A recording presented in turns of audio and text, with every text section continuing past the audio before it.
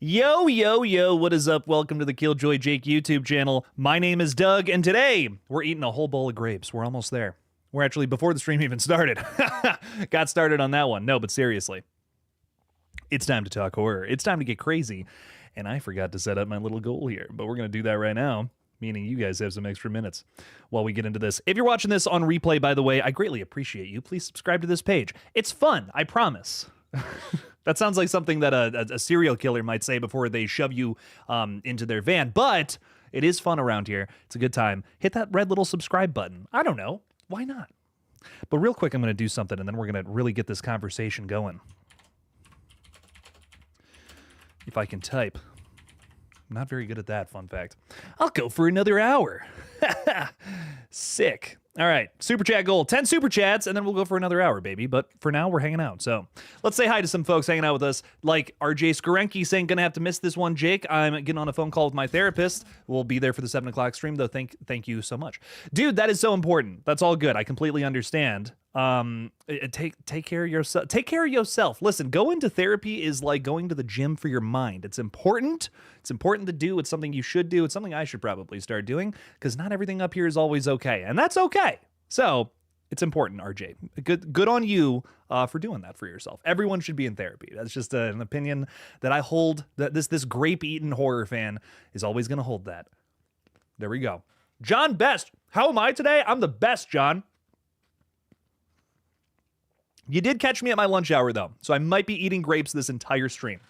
It's an ASMR mukbang now. That's what we're turning this channel into.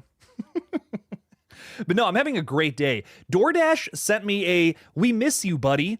Here's a 30% off your next order. And I'm like, oh, okay. Okay, DoorDash. I know what I'm doing tomorrow night. Sorry, that's so exciting. But I'm the best, John. I'm going to have to steal your last name just for this afternoon. Kidding. Hello, welcome in. Marcus is also with us.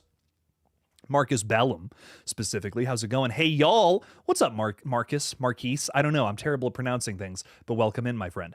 And are you, Cody, a member as well? Thank you, Cody. Saying what's up, Jake and folks. Yo, yo, yo. Welcome in, welcome in. You have a Scream 7 theory, too? Throw it out there. I want to hear it.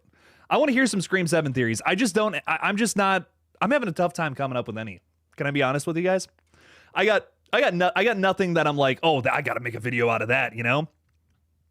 They've spoiled all the fun stuff. They've already spoiled all the fun. I don't know what to make a video about. I'm going to be so real. I remember before Scream 6 and Scream 5, I had 1,000 things to be like, bam, let's get into that. Let's get into this. I got nothing, dude. I got no Scream 7 theories where I'm like, oh, that's a zinger right there. Got to make that happen. I'm struggling with this one. I don't know. Not a lot of fun stuff to talk about with this movie like the last two. Madison saying hello, poop man. All chat, not just, I know. It goes to top, you know, that's just the default, my friend. Just what it does. But thanks for being here, Madison. Appreciate you a ton. Madison's busting her ass at work right now. We appreciate her. Moth to the Flame is saying so excited for the stream. I'm excited for you guys and these grapes and this stream. All these things. All these things are great. Good stuff. Froggy Fresh Shit Posts also hanging out with us. Thanks for posting some shit, bro. Appreciate you. Posted my half-joking, half-serious plot prediction for Scream 7 in the new video's comment section. It's too long to copy-paste since it exceeds the character limit, though. I think I like, literally right before I got into this, I was reading some of the comments on the new video, and I think I saw that you were talking about a new Nightmare Scream. I didn't have time to reply to it. I was like, I'm going to reply to that after the stream. But yeah, you know, I know you're I get that you're kind of half joking, right? Because we know some stuff where it's like, this probably isn't going to be that, but dude, I don't hate that idea at all. I mean, I don't hate the idea of new Nightmare Scream. It would be so much fun, and everybody, you know, the arguments with Scream, the back and forth of we want Sydney back, we want this back, we want to do this, we want to do that. My thing with that is like, couldn't you get all the nostalgia you wanted without it just affecting the series story, but with a new Nightmare Scream? I'm like, just do it. Just make that movie, get it out of the way so we can start telling some new stories in the series. I'd be down for new Nightmare Scream. It would be fun. I would be all about that. It would just be, it wouldn't affect anything from the past, you know? Just be like, here's this non-consequential horror film that's just a good time. It's just a throwback to the past. That's the way you do nostalgia in this series, in my opinion. So I love that. I think it would be fun. You could bring everybody back. It wouldn't ruin the story as we know it. It wouldn't have this random blemish on the original film by bringing back dead characters that's completely unnecessary. I don't know. I'm into it. I vibe with it. Marley Kai 2000 is also hanging out with us saying, "Hi Jake, I am currently fixing my book. Did you break a book? Like, is the spine broken off? What happened to your book? I need to know. What kind of book?" I have so many questions. What kind of book is this? Like a hustler or something? I don't know. I don't know what we're talking about here. Kyle Brandon is saying, "What up, Jake? What up, Kyle Brandon? Love your ghost face profile picture. Very good stuff there. Love it." King Matthew III is saying, "Hi Jake, how are you doing today? My theory for the new I Know What You Did Last Summer is Ray will be the new Fisherman Killer. He even looks similar to Ben Willis in the first one." I think that would be cool to make a legacy character the killer. And you know, a lot of people are like, "Jake, Ray wasn't even he was on set for like more than 2 days." And I'm like, but that gives me more reasons to think he's the killer. That makes me think they had some other guy in a fisherman costume this entire time, dressed up with the hook, running around, and gets revealed right at the end that it's him for a quick little reveal, and then bam, he's dead. And I know some people are like, "No, that would suck. He's a legacy character." Do we care as much about the legacy characters in this franchise as we do with Scream? Like, I don't know. I just feel like, you know, Gale, Dewey, Sidney, they're on a different level, man. I love these characters are fun, but I don't mind turning them into one of them into a killer. I think this series we can kind of do what I don't know. I Know What You Did Last Summer is such an open book franchise. Run it. If you want to make one of them the killer, sure, that would be fun. And also, I feel like would just make the most sense in this universe, right? Like you're telling me the same exact crazy shit happened in this town all these years later. Someone else gets into an accident and then drives someone off a cliff, whatever, and they're like, "Oh, wait, we can't tell anybody. It's a secret." You're telling me that's not kind of maybe staged, maybe set up a little bit by somebody? I don't know. I think it would be really, if it was Ray, I'd actually maybe kind of dig it even more than I already do. But I'm excited for the new I Know What You Did Last Summer, man. I'm actually quite hyped. I think it's gonna be fun. Madison, I missed your text. I'm so sorry. I was racing against the clock to make sure that video got out before this stream. That's why we're live at 3:30 and not 3, by the way. I'm so sorry. I know everyone's like, "God, this fucking guy. He's losing it. Jake's losing his shit." What did you send me, Madison? Oh, okay. We're gonna talk about that later. I don't know what that is. Anyways, I'm excited. Austin Allman's hanging out with us saying, "Are you excited for I Know What You Did Last Summer?" I absolutely am. I'm very excited for I Know What You Did Last Summer. Biggest thing with this movie is I'm just seeing things where I'm like, this is a problem I have with the original that this movie's finding a way to work around. My biggest pet peeve, thorn in my side every time I watch this movie is like the entire time we're following our characters a year later after all the shit goes down, they hit that bloody old man on the highway. They think that maybe they might have hit like a kid, like an 18, 19-year-old, like basically kid, young man. And it's so hard. I don't know, man. Like, you ever like look at an old man versus like someone who's like 19? Like, they don't have there's no wrinkles on their face. It's just something that really bugs me. And I know that they put a bunch of blood on the guy's face, but you'd still be able to tell it was an old man. And I don't know about you guys, but if I went through something crazy traumatic like that, like accidentally killing somebody, I would not forget that face. No way I'm forgetting that face. That's all I'm saying. So I don't know. It's just something that bugs me. It's a thorn in my side when it comes to that movie. It always kind of bugs me a little bit. But I do really like what they're doing in this new movie, the idea that they crash off the side of the cliff. They can't even see the people that they might have killed.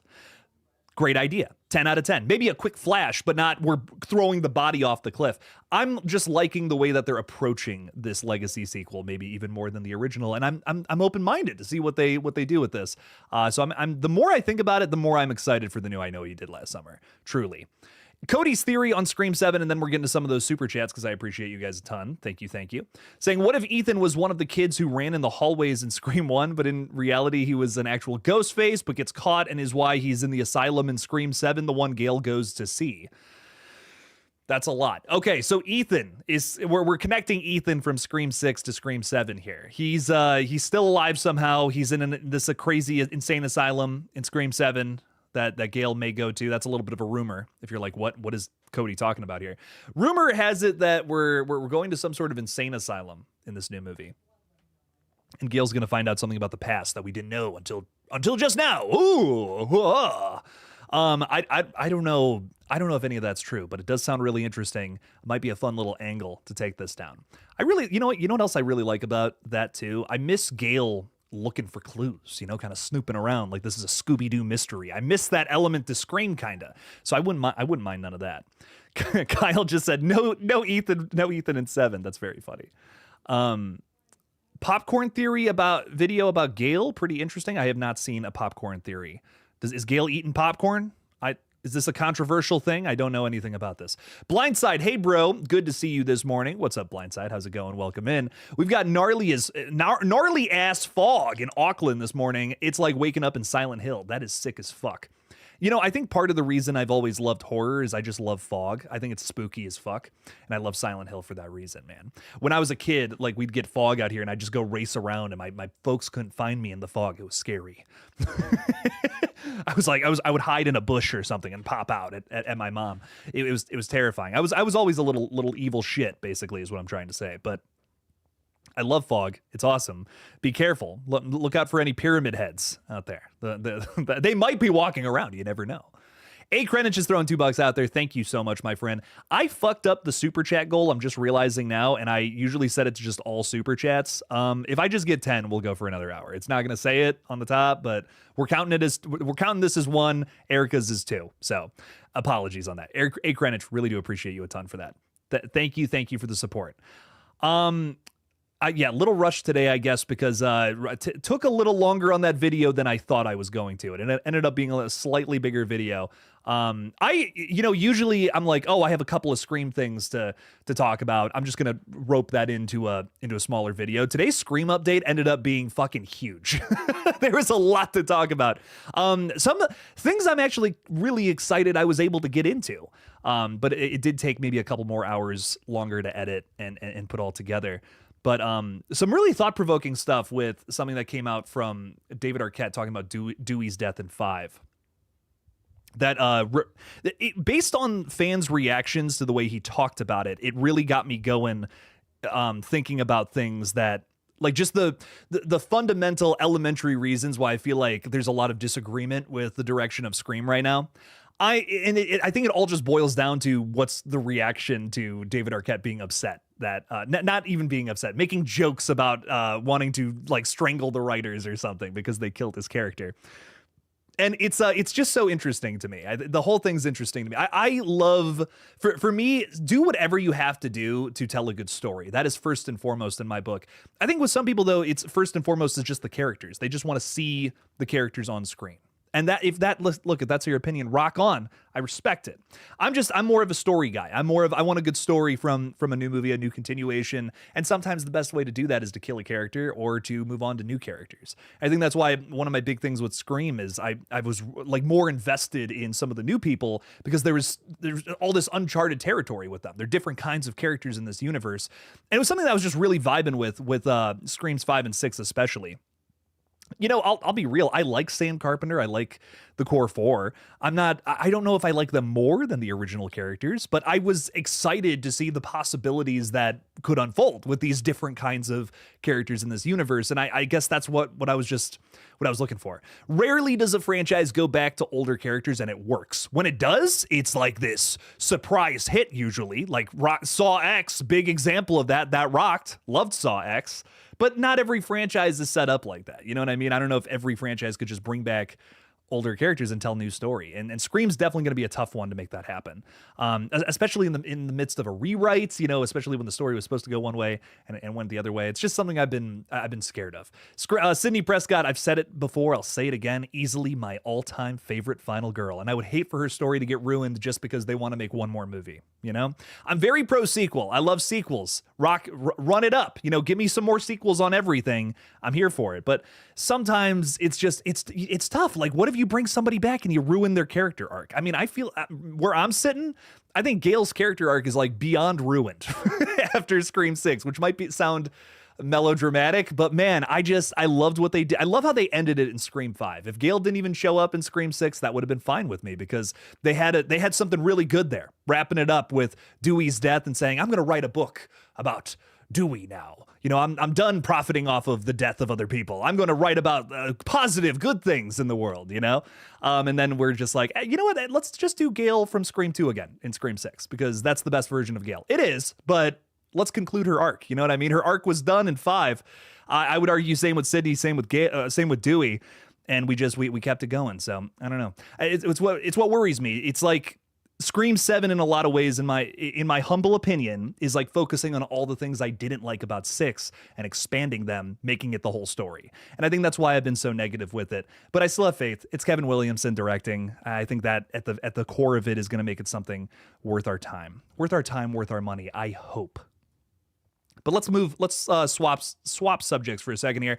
Erica's saying we only need 8 more Teal bad boys to hit this goal. Let's help him hit it. Also, hit that like button. You can send Teal super chats, that's cool. But if you just send the $2 ones, that's fine. I don't care. Helps the page either way, and I really do appreciate you a ton. So thank you for the support, Erica. Thank you for the support, A. Krenich. You guys rock. Y'all are keeping the lights on around here.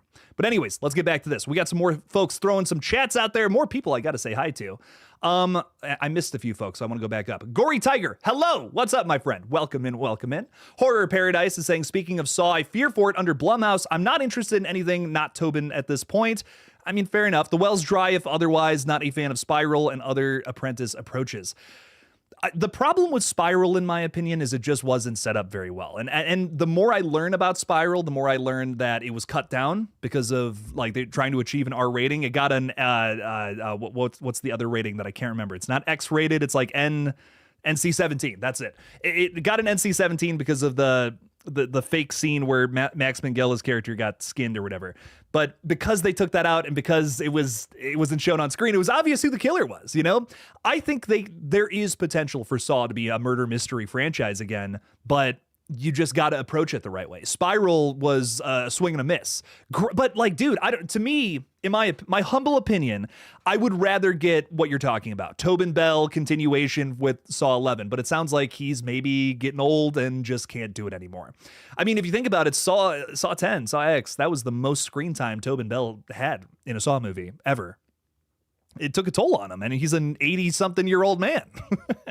So I get if they want to move past that. They want to move on from Jigsaw, move on to like an Apprentice kind of character. I know that you might not be as into it. Trust me, I'm not. I would rather just have good old-fashioned Jigsaw. It's Tobin Bell's best role ever. Oh my God, I would rather take that all day, every day. But if this is the only way the franchise can continue, reboot it, new people, an Apprentice, so to say, I will stay open-minded. Because I see potential in Spiral, where I don't think it was done well just because things had to get cut down and made it kind of problematic with its mystery. I think there's potential for a movie like Spiral to work had it been done better. Because, dude, the cast is there. I mean, oh my God, Sam Jackson, Chris Rock, Max Minghella, great fucking cast. And dude, I'm watching it's so weird. I'm watching Max Minghella in The Handmaid's Tale right now, and he's so good. I mean, he's such a great actor. But unfortunately, you know, that movie was just cut down and just had some problems with it. The more I learn about Spiral, the more forgiving I am of it, because I'm like, oh, there was like a lot of behind the scenes like fuckery with this movie. So trust me, dude, I had the same reaction to Spiral at first. I'm like, of course it's Max Minghella. Like, it's obviously him. It's obviously the partner. And then it was the partner. And it was like, that was the big twist. That was the hello Zepp moment. But the more I hear the guys talk about it who wrote it, the more I hear about shit that went down behind the scenes, more forgiving I am of it, I guess. But maybe it's just not your cup of tea, and that's all good. That might be where we differ. But I'm staying open-minded with Saw. It's the only Blumhouse franchise where I'm like, I'm going to give this one the benefit of the doubt. It's under James Wan, the original creator. I don't think he's going to let that go to shit. Same thing with Kevin Williamson with Scream 7. I have a slight bit of faith in it, even though I have my doubts. I'm in the middle with both of these things, truly, but still holding out hope. And you know what sucks? We're talking about two of my favorite horror franchises here, Scream and Saw, and they're both in just kind of weird situations right now. I truly love them both too, and I want the best for both of them, but I am worried. I share your concerns. You know what I mean? Horror Paradise. I hope you're still even here. Maybe I'm just talking to nobody at this point, but but Horror Paradise. I share your concerns. I get it, but I'm holding out faith for now. Who else? I want to say hi to more folks because I don't know if I've said hi. I have not said hi to everybody. Kyle Gordon is saying, hey, Jake, good afternoon. Hello, my penguin friend. I saw Dangerous Animals. Fuck. Yes, baby. What a shark movie. I say top shark movie of mine. It would be Jaws, of course. And then the second one would be Dangerous Animals. Excellent film. Really good. I even said in my video, I'm like, I think this movie is like third favorite of all time in terms of shark movies for me personally. Here's my thing about Dangerous Animals that like I've never seen a shark movie do. It really goes all in on the idea of no, you know, it's almost like the counter to Jaws. It's saying essentially these are animals, you know, these are not people eating angry, you know, villains living out in the ocean. You know, they're just animals, and when shark attacks happen, it's usually because they're scared and they're trying to, you know, keep people away from them. And I think that this movie does such a good job at figuring out how to still derive horror from a more realistic version of sharks. So to me, Dangerous Animals is like it's a huzzah moment. It's like, I can't believe we haven't thought to do this yet. Like, that's such a good idea. So I'm so with you, bro. It might be second best. I love Deep Blue Sea. That's my thing. Again, Sam Jackson. I love Sam Jackson. But Sam Jackson's in it, I will watch it kind of vibe. And one of his best scenes in a movie ever is, and you know the one if you've seen Deep Blue Sea, the scene. I don't even need to describe it. If you've seen Deep Blue Sea, you know the scene. One of my favorite shark sequences in a movie. It's ridiculous. I love it. So good. But I do, Dangerous Animals, though, it's taking home the bronze medal for me personally. It's up there. I loved it. I did a big video on it recently. Give it a watch. Dangerous Animals, banging movie. Easily slipped into my top 10 of the year so far. It's a movie that I feel just does something very different, just something that I have yet to see done in a shark movie, which I was impressed by. So some very good stuff overall for sure.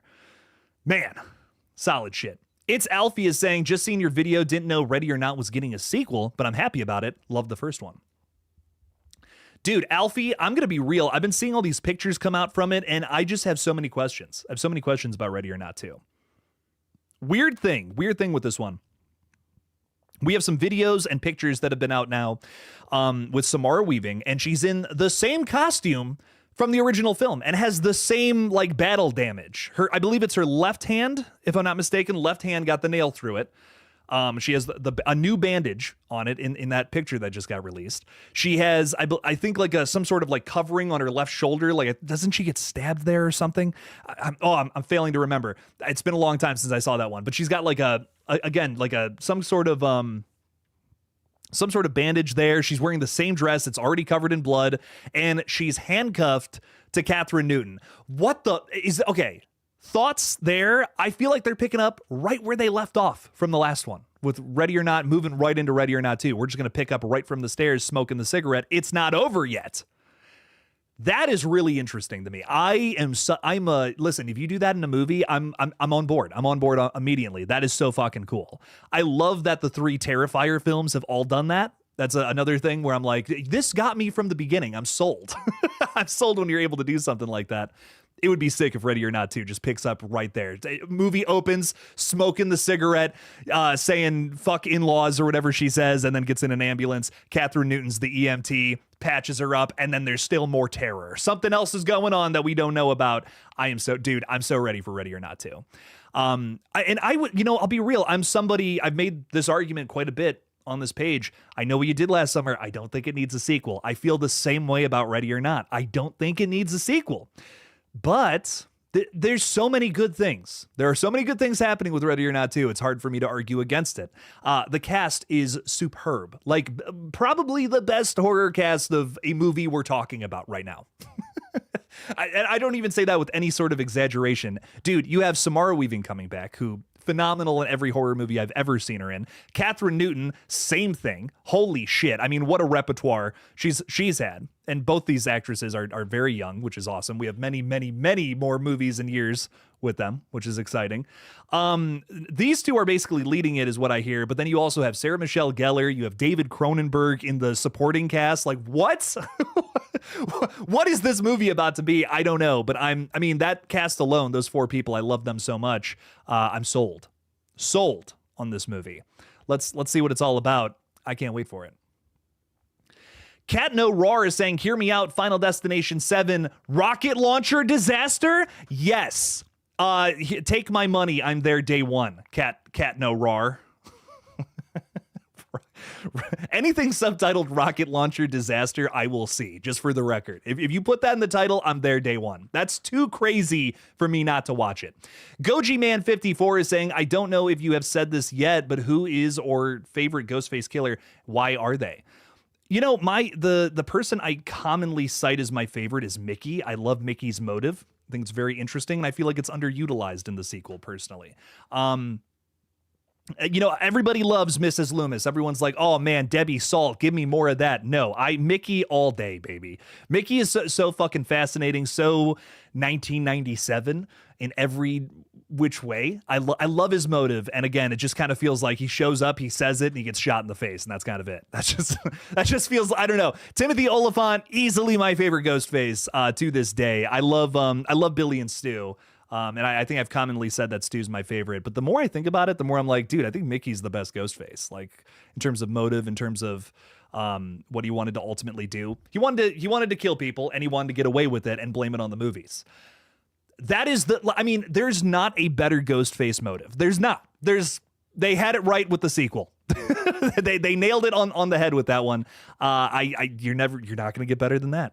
That to me is the definition of what you want a villain in a movie about movies. You know what I mean? Like, oh my God. And especially coming out in the late 90s, you know, this is a time period where everything is getting blamed on the shit that kids are watching, right? Kids do these awful things because they're watching it in movies. That's bullshit. I'm sorry. Bunch of bullshit with that, bro. Kids can watch whatever the fuck they want. If they do something violent, it's because of something else. It's because of some other bullshit in their life. Something else maybe a little more influential telling them to do that, like parents or evil friends, people who call themselves friends. It's never going to be because of a TV show. Fuck that noise. I think it's just so interesting to me, and it's the least family related motive, which again, it just feels too soap opera-y to me when we get into stuff like that. I get that most real life motives would probably be something along the lines of a family, but this is fiction. You know what I mean? This is a horror movie that's focused on commenting on other horror movies. How do you what's the bad guy in something like that? Somebody who literally represents the people who are trying to shut down horror films. And to me, Mickey Altieri represents that the absolute best from the entire plethora of Ghostface killers we have. So it's Mickey all day, baby. Love him. I want more Mickey style killers in this franchise. If we can make that happen, I'm sold. That would be awesome. So Mickey's my favorite. Best motive, easy. Cody is saying, am I excited for The Long Walk? I sure am. The Long Walk looks like a lot of fun. Very excited for that one. I love me a good Stephen King adaptation. I don't believe this one has been done before in terms of film. So I'm really excited. I remember reading that somebody was trying to make a Long Walk movie a long time ago, like back in the middle 2010s, and it just never came to fruition. So I'm really excited to see what this one's all about. Can't wait. Kyle Brandon is saying, I think he was, wait, hang on now. Oh, we were talking about Ethan Embry? Oh, Ethan Embry in Scream 7. I forgot that there's an actual actor named Ethan in Scream 7. See, you say Ethan, and I'm thinking, dude, not kidding. I just watched Scream 6 this morning as kind of a refresher before I got into talking about Scream again. And I just got that on the brain. But maybe that's what you were talking about. I'm so sorry. Lots of Scream stuff bouncing around the brain right now. Froggy Fresh Shitpost is saying the Clown in a Cornfield book trilogy delivers to me tomorrow, and just now I found out there's a fourth book announced to release in a year. So for those who have read the books, are they good? Like, are they actually good? Because I'm just gonna be real, I was not impressed with the movie. Not for me, just not my cup of tea. I need to know more about the books, because what went wrong with that with that movie, man? I don't know. But I'm hoping the books are good. I really am, because I'm concerned about what ended up happening with the movie. I got to know that the books are good. Something from that franchise has to be good to make a movie out of it. It's at this point I need to know. I just saw that 8 Greenwich said summarize dangerous animals. So you get a guy who's chumming up the waters and basically dropping people into there and feeding them to sharks, making them get attacked and killed by sharks. And it's based off of like a bunch of like real life data about sharks, how, boats come out and then sharks will kind of swarm them, not because they're trying to attack people, but because they think it means food, because they think they're going to chum the waters and get a spectacle out of them, essentially, which does happen. This is something that, you'll actually get on a shark tour, essentially, and they'll put chum in the water so that they see more sharks, more of them will come out. And that's kind of, it's affected their ecosystem. Again, it's kind of just reinforced a lot of the things about Jaws that is said, like, oh, sharks are evil and they want to eat people. No, they don't. No, they don't. And it's a really interesting talking point when it comes to things like this, because I love Jaws, but I can't deny that, yeah, there has been maybe some negative connotations that have come along with it. Maybe people have been able to argue that, well, we should kill more sharks because they attack people. And that's wrong. That's not necessarily true. They don't attack people unless you're fucking with them.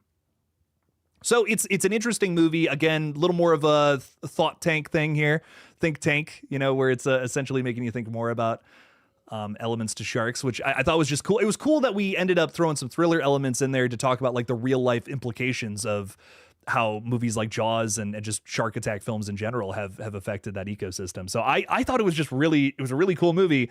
Great thriller, great shark movie, some brutal shit going on in there. And truly one of the scariest things in a horror movie this year. One of the shark attack sequences is like, oh my God.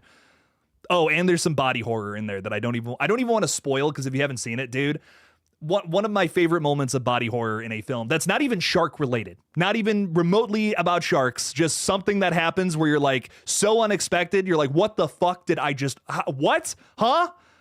Easily one of my favorite horror films of the year, without a doubt in my mind. Very good. Couldn't recommend seeing it in the theaters more. I'm bummed, I'm bummed that more people are not interested in this one. Posted that review thinking, oh, that's going to be the film everyone's talking about. And no. I'm struggling to get 1,000 views on that one, which is kind of crazy. I fucking loved it though. Thought it was, I can't stop talking about it. Corey Burrier is sending good vibes from where, Winnipeg, my friend. What's up? Welcome in. Thank you, Corey. Thanks for hanging out with us. Sussy Prime, looking a little sus out there, is saying, imagine if Final Destination 7 would be about Final Fantasy 7 characters cheating death. Okay, I don't know anything about Final Fantasy, but I feel like I've heard that people love like this one, like that Final Fantasy game. I'm talking out of my ass here. I feel like I've heard that that's a widely loved game in that franchise. I feel like that's right. I feel like I've heard someone say that before, but what do I know? What do I know about any of this? I've never played a Final Fantasy, not one time in my life, unfortunately. Villain Killin' Dylan's out there saying, Jake, have you seen Popeye's Revenge or Popeye the Slayer Man? I have not seen any of those, the Popeye public domain horror films. There's been so many of them. I've just kind of felt like, like I'll check out the ones made by like people I know, but besides that, I don't know if I'm even interested in covering some of the other ones. I put on like 2 minutes of, what was it, Mousetrap or something like that, and I'm just like, this is bad. This is like people who don't know how to make movies kind of just whipping something together for a cash grab kind of thing. And I'm just like, ugh, man, I don't know about that. But Popeye's Revenge, Popeye the Slayer Man, maybe I'll check it out. Maybe at some point. If there's a lot of love for it, we'll check it out eventually. We'll see what's up. Sloth King Chase is saying the king has returned. Hello, my friend. I'm so sorry, everybody, but we're gonna catch up on the chat just so I'm not missing any new folks hanging out with us, like Joe Bedgret saying hi. Hello. Erica is also throwing out there that we're going to be live on the Night Watch Zone tonight. The Lethal Collective at 7 o'clock, baby. So we're back again. The reunion rages on over on Night's channel. After that, we'll be on Craven's page at 7 o'clock on next Monday. And the following Monday after that, Fate's page, 7 o'clock. So we're just doing a rotation, all 4 channels in that order, constantly going back and forth and whatnot. We'll be back on this page with the Lethal Collective the last day of the month on June 30th. So there you go. Just to kind of give you an idea of the rotation we're doing. So Jake, Knight, Craven, Fate. Jake, Knight, Craven, Fate. Yada, yada, forever and onward. We're going to try to keep that going if you guys are into it. So there we go. Gina, my chunky Geordie, is hanging out with us saying, I've been watching horror since I was 3. I saw Halloween when I was 4 with my parents' TV version, and I haven't offed anyone. Well, good. Well, good. I will admit, though, that does sound like something someone who's offed someone would say, though, Gina. I'm just saying. No, I'm just kidding. But it's it was a cool thing back in the 90s to kind of have that as your horror villain, you know, represent that ideology in a ghost face killer. That to me is like perfect metaphor, perfectly like just I don't know, just is a late 90s horror film. That's like the best motive you could have for a killer character. I feel like genuinely perfect. Tom, yeah, we can talk Final Destination spoilers at this point. If you haven't seen it, it's almost been a month. I mean, it's literally been a month at the end of the week pretty much. So come on now. They won Bram Stoker Award, and I've only seen positive reviews for the books. Okay, hey, rock on. I haven't read them, so I can't really speak to that. Joe Papa saying yanking the cock from your new video, LMAO. There was I said the word cock multiple times in my new video, which I think is very funny, to me at least. But I'm basically just a big man child. So what do I know? I thought it was funny. Joe, I'm glad you thought it was funny.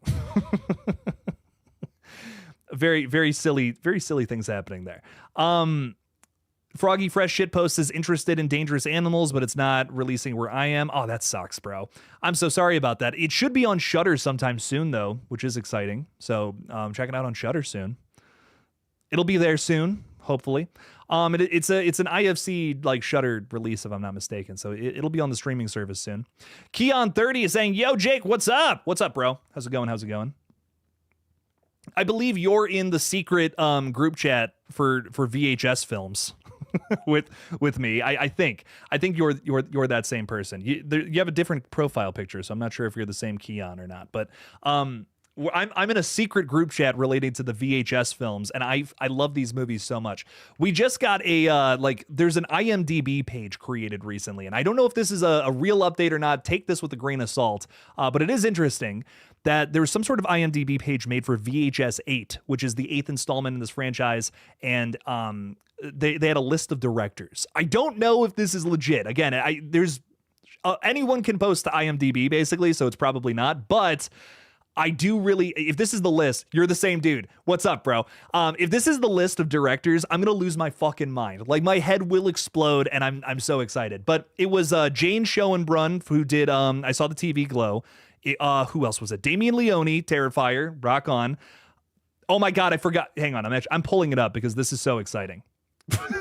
This is so exciting. I have to pull it up actually. Like I'm dead serious. Rock and roll. Hang on now. Hey, pause for 2 seconds. Trust on this one. Kyle Edward Ball, who made Skinamarink. Shit on Skinamarink all you want. It was scary. I loved it. Ryland Bricks and Cole Hughes, who if that name is not unfamiliar to you, watch Hundreds of Beavers. One of my favorite comedies from the 2020s. Probably my favorite comedy from the 2020s. I'm just going to say it. So very funny. Allegedly working on this film as well. Caitlin Cronenberg, David Cronenberg's daughter, and someone named Kay Cassis. Now, the only reason I bring this up, because again, it's on IMDb. It could be a bunch of bullshit. If this is true, it kind of seems like it's true because like you have like the last couple of movies, it's been like 5 people I've recognized and like just one person who's like an up and comer. And I'm like, this makes sense for a list of directors for a VHS film. If that's true, I'm going to lose my mind. I'm done. Sorry. I just had to get that out because I'm not going to make a video about that. I can't confirm if it's true or not, but if it was, I'd be over the moon. I can't wait for another VHS flick though. Like all of them, I love all of them, even VHS Viral. I don't care. It's a franchise I just have such a, such a love for. I could watch those a million times over. Ton of fun. Love me some good found footage. Riley Rage is saying, what percentage chance do you think Scream 7 will end on a cliffhanger? And is this something you want? We see it's kind of a problem it's tough to talk about that, right? Because it's like, I don't know if that's the case. Really, the only thing we have to go off of is that Kevin Williamson has wanted to do cliffhangers in the past. That doesn't mean he's doing it here, you know? I mean, I definitely think he's got some creative control, right? Like he's definitely got some kind of grip on it.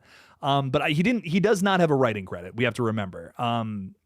So I don't know. Will he have like that big of an influence to the point where he's like affecting the story? It's anybody's guess, I feel at this point.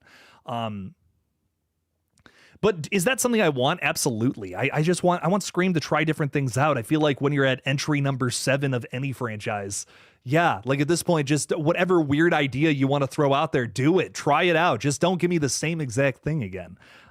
So I'm down for weird cliffhanger ending that leads into a Scream 8 because allegedly, and according to, well, not allegedly, there's some proof to this. Scream 8 is filming in Q1 of next year, according to Production Weekly. So it'd be kind of cool if they just like cliffhanger ending and then we get Scream 8 the following year. Kind of like a Deathly Hallows Part 1, Part 2 thing with how they did that with Harry Potter. Or what's the other big franchise that did that? Hunger Games kind of did like a two-parter ending, so to say, right? That could be fun. Cliffhanger ending leads into Scream 8. It's all basically one big movie. I'm Riley Rage. I'm so into that. That would be a lot of fun. Fort Misery Gaming is saying, would you say Bring Her Back or Dangerous Animals is better to see in theaters? Oh, that's a great question. You're talking about two of my favorite horror films from the year, basically. So that's tough to say. We saw Bring Her Back last night, and we were mixed on it. It was definitely expecting more since we loved Talk to Me. Yeah, it is definitely a different film, definitely a different animal. Ha! God, I'm so funny. But definitely a different animal than Talk to Me, even though it's kind of hitting on the same stuff, right? Bring Her Back feels a little more of like a slow burn with a big finish, where Talk to Me is just kind of like a pulpy, fun Friday night horror movie. You know what I mean? That's not a discount to Talk to Me at all. It's just more of a fun, poppy, kind of in your face horror flick where Bring Her Back's more of a little more contained, a little more sophisticated, mature, bringing it back a bit. And that's kind of what I liked about it. Is it showed versatility from the Filippo brothers, however you pronounce that last name. I thought it was cool. I thought it was cool. I liked it because it was not exactly what I was expecting. I was expecting more Talk to Me, more in your face, crazy shit the whole time. This one was a little more taking its time, building the things, and when we finally got there, it hit. In my opinion, there are some images from that movie that are still sticking with me, still making me want to throw up a little bit. And if you've seen it, you know. That one's still kind of fresh, so I don't want to spoil that one yet. But I was visibly upset at a few moments. All I'll say is the knife and the cooler is all I'm going to say. Those two scenes really fucked me up. But I enjoyed it. I definitely understand walking away from that one wanting more, but what it was able to set up and punch is something that I feel like Talk to Me didn't do. It was just a different approach, and seeing that from the same director is very impressive. But point being, I would recommend Dangerous Animals to you if you want something that's a little more action-packed. This is much more of a thriller mixed with a shark horror film. So if you felt like Bring Her Back was like, it was fun, it was cool, but it just wasn't like as fun or as action-packed as you would have liked, Dangerous Animals is the movie for you. I would definitely recommend that one. A little more balls to the wall, tense thriller vibes to it. There's like chase scenes and shit. It's a shark movie with chase scenes. What? Yeah, I know. Go see it. It's good. Kelly Stroh-Snyder is saying, hi, Jake and chat. Happy Monday. Happy Monday, Kelly. It's certainly not a blue Monday, let me tell you. We're having fun on this Monday. We're keeping it light and fun. Ty Lee, have you seen anything for Jackson? Yes, I have. Banger. Ooh, you want to talk about a good Shudder movie? Oh my God, put on Anything for Jackson. And Ty, I want to talk about that movie with you, but it's a very not talked about movie that is so good to go into blind. Go into that one blind. Anything for Jackson is so good. Sorry it took me a while to get to this, Tom. Thank you for the $20. Really appreciate your support of the page. But you're saying two of my favorite deaths in Final Destination, Bloodline specifically, the 6th entry that just came out. So if you haven't seen it yet, about to spoil something, was the annoying kid at the beginning of the movie who gets a Looney Tunes style death with the piano. I also enjoyed that one. And the trash truck death where she gets hit with the ball in the head. You know what? I have seen big criticism I had of Bloodlines was I wasn't crazy about Julia's death. I was saying, I don't know if I liked the way it looked, but I had some comments about this, Tom. I actually had some people comment. They were like, dude, the setup was great though. And you're right. The setup was great. So I don't think I gave that kill enough credit, if I'm being real, Tom. Setup to that one was probably the best part, in my opinion. I feel like the way they ultimately executed the kill just didn't end up looking as good as I would have liked. It's probably the one big noticeable VFX kill in the film. I feel like most of it's done well enough, done better than it has been in the past. That was the one time in the series where I'm like, okay, this is Final Destination. But you're right, the setup was hilarious. The ball in the head, it was very meta. Like, it was probably the most meta we've ever seen the Final Destination franchise get, where it's like we have the main character looking around saying, well, what if this happens that way with this? And then that kind of happens. So it was fun. Very, very goofy, cartoonish film, which really works for Final Destination, in my opinion, when you approach it correctly. And Bloodlines certainly did that. So I had a blast with this flick. It's probably my favorite from the entire franchise. And dude, the more I think about it, the more I love that opening scene. I don't know. The more I was kind of like, when I was ranking them, I was like, it's good. I don't know if I would put it at the top though. It's definitely moving up my list. The more I think about it, I loved everything with that opening scene. The penny, I'm still thinking about. Definitely still thinking about that evil fucking penny. And that one kid who's just fucking being a dick with it. Great stuff from that opening, without a doubt, dude.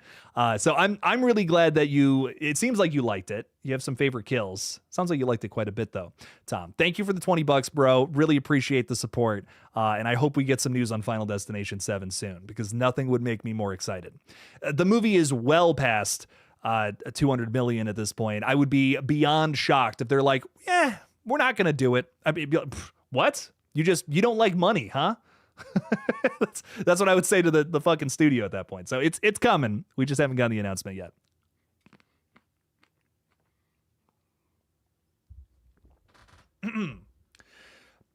Froggy Fresh is saying VHS isn't my favorite horror franchise, but this is the only time you can say it's objectively the best.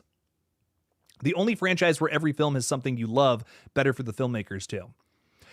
And, you know, Froggy Fresh, I agree with your criticism. I don't love every segment. I don't. But it's kind of like, that's the thing I like about it, though. It's a space for filmmakers to do the weirdest idea they can possibly think of. Because sometimes you're not able to greenlight something because it's just like, maybe it's too weird. You know, maybe that's not going to work. And sometimes it doesn't, but sometimes it does. And that's the thing about VHS that's so cool, is when it does work, it ends up being like the weirdest what the fuck idea you've ever seen, and it's sick as fuck. I like, just talking about the last movie, most of them really worked for, actually, I'm going to just say it, all of them and beyond worked for me. Even the wraparound, which is probably the first time ever that I've liked a wraparound in that series. Famously, the VHS franchise have not very good wraparounds that I just think are nonsensical and dumb. But this one actually had a really cool idea with it that I kind of fucking loved. So I don't know, personally, Beyond might be the more I think about it, Beyond might be the most consistent, maybe not my favorite, but the most consistent from that entire series.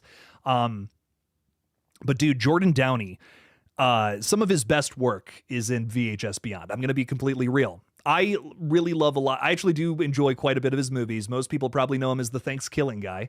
Yeah, the turkey puppet movie, I know. But he's gone on to make some really good flicks that unfortunately are not as popular. He made this movie on Shudder called The Headhunter, something like that. Really good, really interesting flick. And then he made a short film for VHS Beyond that I couldn't recommend enough. I think it's a top 10 from the entire series. It feels very Resident Evil. It's got some alien vibes to it. I don't want to, if you haven't seen it, watch VHS Beyond. Very easy, fun watch with some really good segments there. Webs I Love 1122 is saying, hey guys, just got off work. What have I missed? We're just bullshitting, you know. Same old, same old. Thanks for hanging with us, though. Appreciate you. Way off topic, but saw Ballerina this past weekend, and it was phenomenal. Funny that you bring that up. I have to work today, but my folks actually just called me and said, hey, we're going to see the new John Wick. You got to come with us. And I'm like, I can't. I'm so sorry.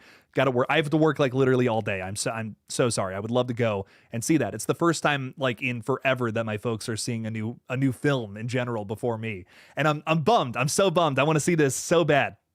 But I've heard good things. I love John Wick movies with a passion. Huge John Wick fan. I was actually just telling Madison the other day, I'm like, we have to watch those movies. They're so good. Crazy underrated. Not underrated. Did I say underrated? They're crazy rated. they're perfectly rated. That's what they are.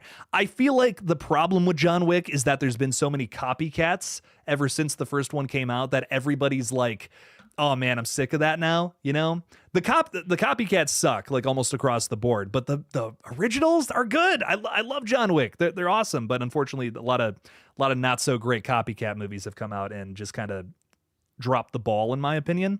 Probably the biggest. What's the absolute biggest example of that? Beekeeper with Jason Statham, bro. Fucking disaster of a film.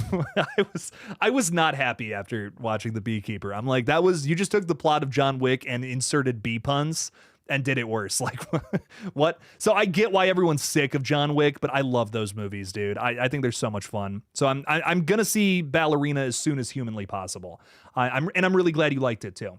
Always exciting when you enjoy a new horror flick, or just a new flick in general, movies. I have all of the VHS films, but I haven't seen any of them. Should I watch them? Moth to the Flame. You bought them? You blind bought all those movies? Oh my God. That's cool as fuck. I wish I had the kind of money you had. Yeah, no, absolutely. They are like across the only one that I think is universally hated is the third film, VHS Viral. But besides that, I mean, dude, the first two have some of the best segments, but then like 94 through beyond, I feel like are the most consistent, which is what I really like about them. I think in every film there's a miss besides Beyond. Beyond is the only one. Almost, I think all of them have a miss besides Beyond. But man, they're all worth a watch. I think even VHS Viral is worth a watch because there's one good segment in it and the rest of them kind of suck. But I don't know, dude. Definitely, you didn't blind buy them. Okay, it was a gift. Okay, you're like, I'm broke as fuck, dude. Let's make this very clear. They were a gift. Heard. Game recognized game. I understand. I haven't been able to buy a movie for myself in far too long. I did get a crazy steal though recently, which I'm actually going to show off because I'm so proud of this. I found a Grindhouse steelbook. For whatever reason, it was listed for like $10, and then I had like a discount code at like a local secondhand shop around here, and I got it for like $3. It was insane. I'm actually gonna show this off because it's sick as fuck. Where I lost it. Here we go. This is the most recent movie I bought for myself, unfortunately, but got Grindhouse on Steelbook, and this is sick as fuck, dude. Oh man, very cool. But I feel it, bro. Trust me, I feel it. But definitely put those on. They're fun, you know. They're fun. They're nothing too heavy or anything. Great to watch if you're like, I'm just tired. I want something enjoyable. You know, that's typically for a long time that was my go-to for just what's a horror franchise I can just throw on, not think too much about it. It's that series all day. But that was very funny. Sorry, that just cracked me up. Goku Cena is saying idea for a Scream movie takes place at a Stab convention. People cosplaying as Ghostface, many characters from the Stab franchise, basically a horror convention, but with an actual killer or killers on the loose. I'm all about something like that. That could be fun. And I think a lot of people are sick of the way that the Stab movies have been treated in the Scream movies, just because it's kind of like done the same way every single time. You basically just replace the word Scream with Stab. That's how it's always been. Especially, you know, rewatching Scream 6 again this morning, I'm like, something I picked up on a lot this time around is they're talking about like the situation like it's a movie. They're like, this isn't a typical Stab movie. And again, just replace the word, right? Because we're in universe. The Scream movies don't exist in the Scream universe, you know? Come on. I get being sick of that. I really do.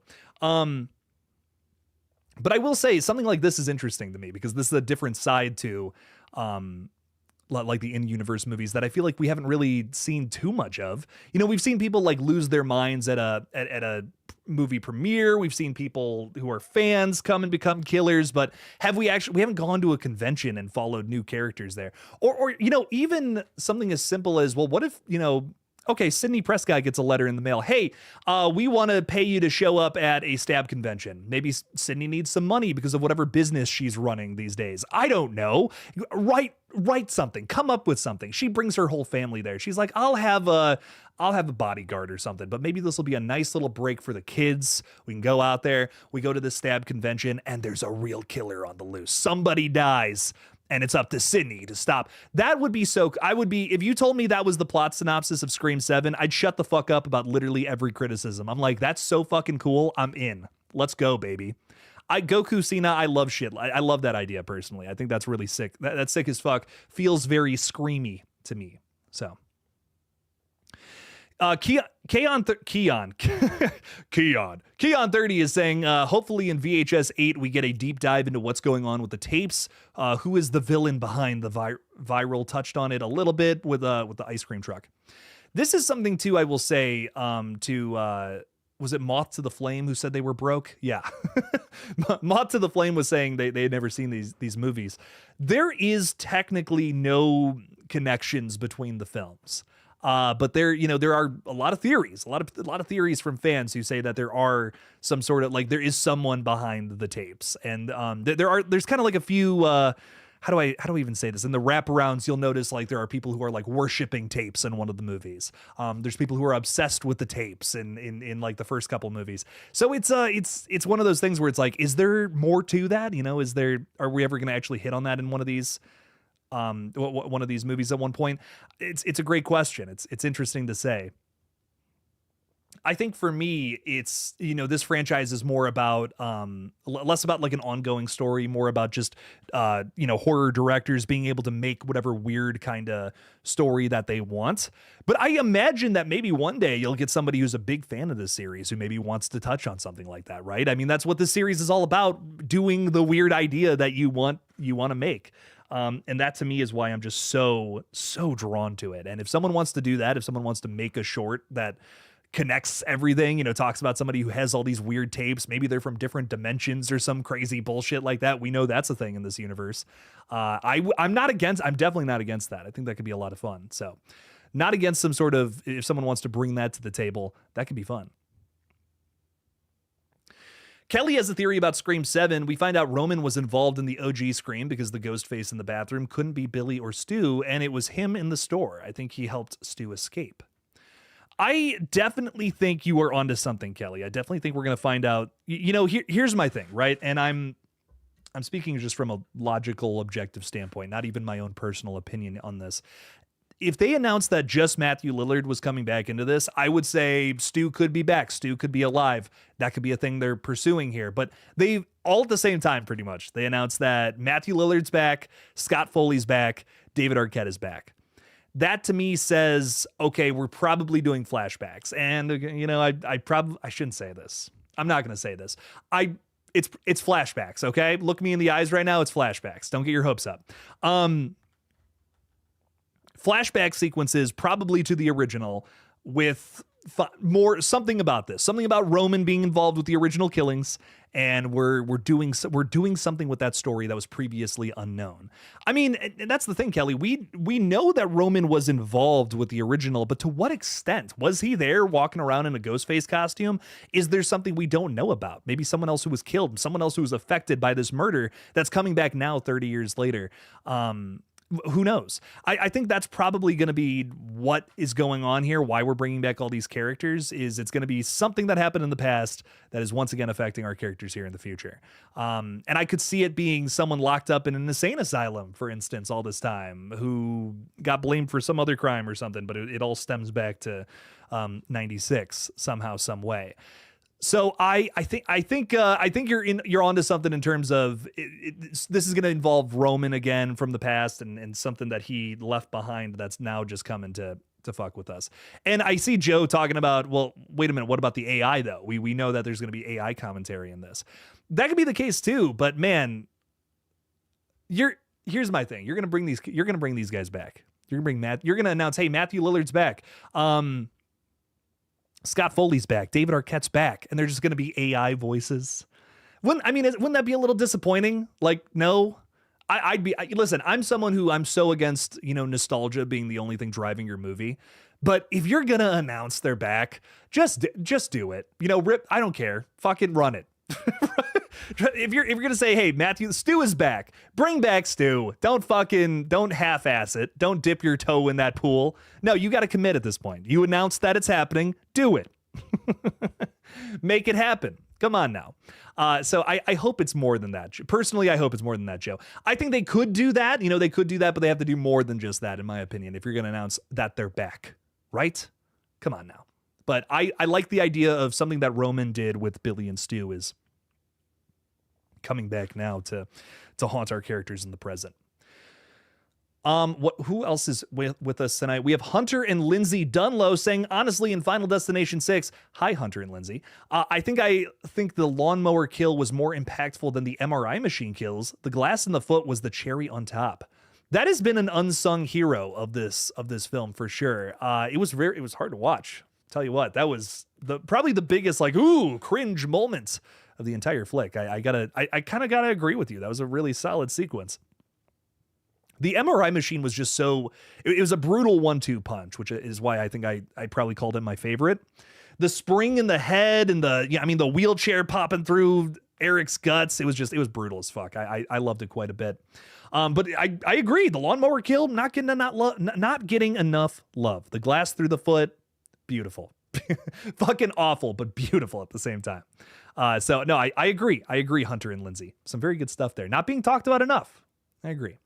Catbread's hanging out with us too, saying hello. Sorry for being gone for so long. Needed a break from social media to focus on myself. I totally understand that, my friend. You gotta do that for yourself. It's all good. We just appreciate you stopping by and hanging now. So thanks for being here, bro. Yurdy G is throwing 5 out there. Dude, appreciate you a ton. Thank you for the support, my friend. Saying, good to see you, bro. Scream 7 is on crash out time with all of these contradicting cash grab moves. But I'll still be there. I'm in the same boat, man. I just don't like, here's the thing, even if Scott, even if Roman and all these guys were back, I just don't like the way that they're announcing it. They're saying this like, hey, we're bringing back all your favorite characters. Come to the theater to see it. It comes off as like an ex who's like, you up? you up right now? Hey, getting that hey text from an ex that you're just like, oh, this fucking guy again. It's just like, come on, okay, let's move on. Let's do something else. I'm worried with the way that they're announcing these things early, and they're saying it's because of leaks, but is it really because they're trying to make things a little better with the press? They're getting fucking destroyed on Twitter like every single day, so maybe they're just trying to save face. It comes off as a desperate film, and desperate moves like this rarely result in very good movies, very good films. I think I just saw this thing with Quentin Tarantino talking about how movies in general should be made because it's something that's going to ultimately better the world. It's something that like needs to be made. These are the kind of concepts that you should pursue, something that would just make the world a little better and would be lesser without, and I'm worried that this is not going to be that. I'm worried that this doesn't meet that criteria. Is the Scream franchise going to be better because of Scream 7? Is there something that we're going to find in this film that is ultimately going to make this franchise even better than it already is? I just bit my lip so bad. Oh, just caught it there. Brutal. That sucks. But worried that it's not going to be great. You know what I mean? I want it to be. I really do. I love Scream. These movies are so fucking fun. But I'll still be there. Your DG, I'll still be there. We'll see what it ends up being. But dude, thank you for the 5. I will see you at GullGotha, my friend, in just like a month here. Really excited for that. Stop on by Kentucky, everybody. We're going to be hanging out there for a couple of days. It's going to be fun. GullGotha. Check it out. I'm licking my lip trying to heal myself right now. Faith Doran is saying, hey, Jake, hey, Chad. Hope everybody's having a great Monday. Same to you, Faith. Thanks for hanging out with us. Thanks for talking a little horror. Hope you're having a chill as fuck start to the week. Because it only gets better from here. You know what I mean? It's Monday, but tomorrow's Tuesday. A little closer to Wednesday, which then will be Thursday, which is basically Friday Junior. And then we're at Friday, and then it's the fucking weekend. So we're moving. We're moving closer to it with every single second. Sloppenheimer is saying, Jake, who would you want as a new final girl guy in the new Texas Chainsaw? Well, it's a great time to be asking that because there's currently a bidding war between multiple companies to get their grubby little hands on the Texas Chainsaw Massacre franchise. It's one of these situations where literally everybody involved could make a great Texas Chainsaw, and I don't even care who it goes to. If you have a favorite, you're probably right. It's hard for me to disagree if you have like somebody you want it to go to, because it's like, dude, all these people are great choices to make a new Texas Chainsaw. What is it? It's Jordan Peele's Monkey Paw. It's Oz Perkins from Neon. I literally forgot the other two, but I swear. Oh man, JT Molnar was one. He might be with A24. I can't remember, but dude, everybody who was on that list, I'm like, all these movies could be great. Whoever it goes to, I'm here for it. I do know about one situation where there's an actor involved, though, Glenn Powell. And I just think there are some actors who are you could just look at them and say that's a franchise they would be perfect in.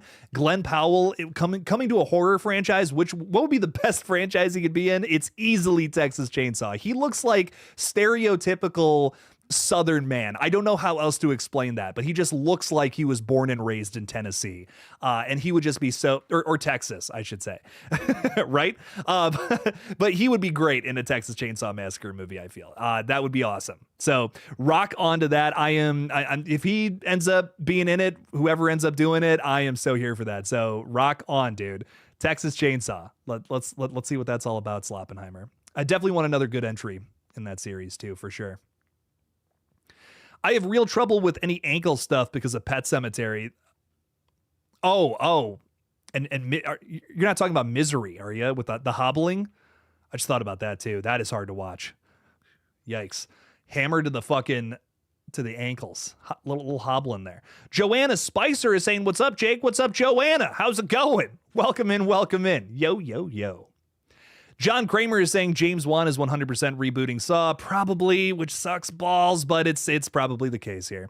It doesn't suck that many balls though, just a couple, just one or two, not three. Three would be outrageous. But James Wan rebooting Saw. Listen, at least it's Joe. At least it's I read Joe Mama, and I'm realizing that's not the name I meant to get to. I will get to Joe Mama in a second here. But John Kramer saying James Wan rebooting Saw.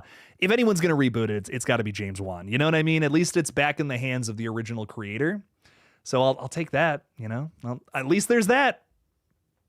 John Kramer. At least it's back with James. But I don't know. I get it. I'm worried. And I just hope it's good, whatever it ends up being.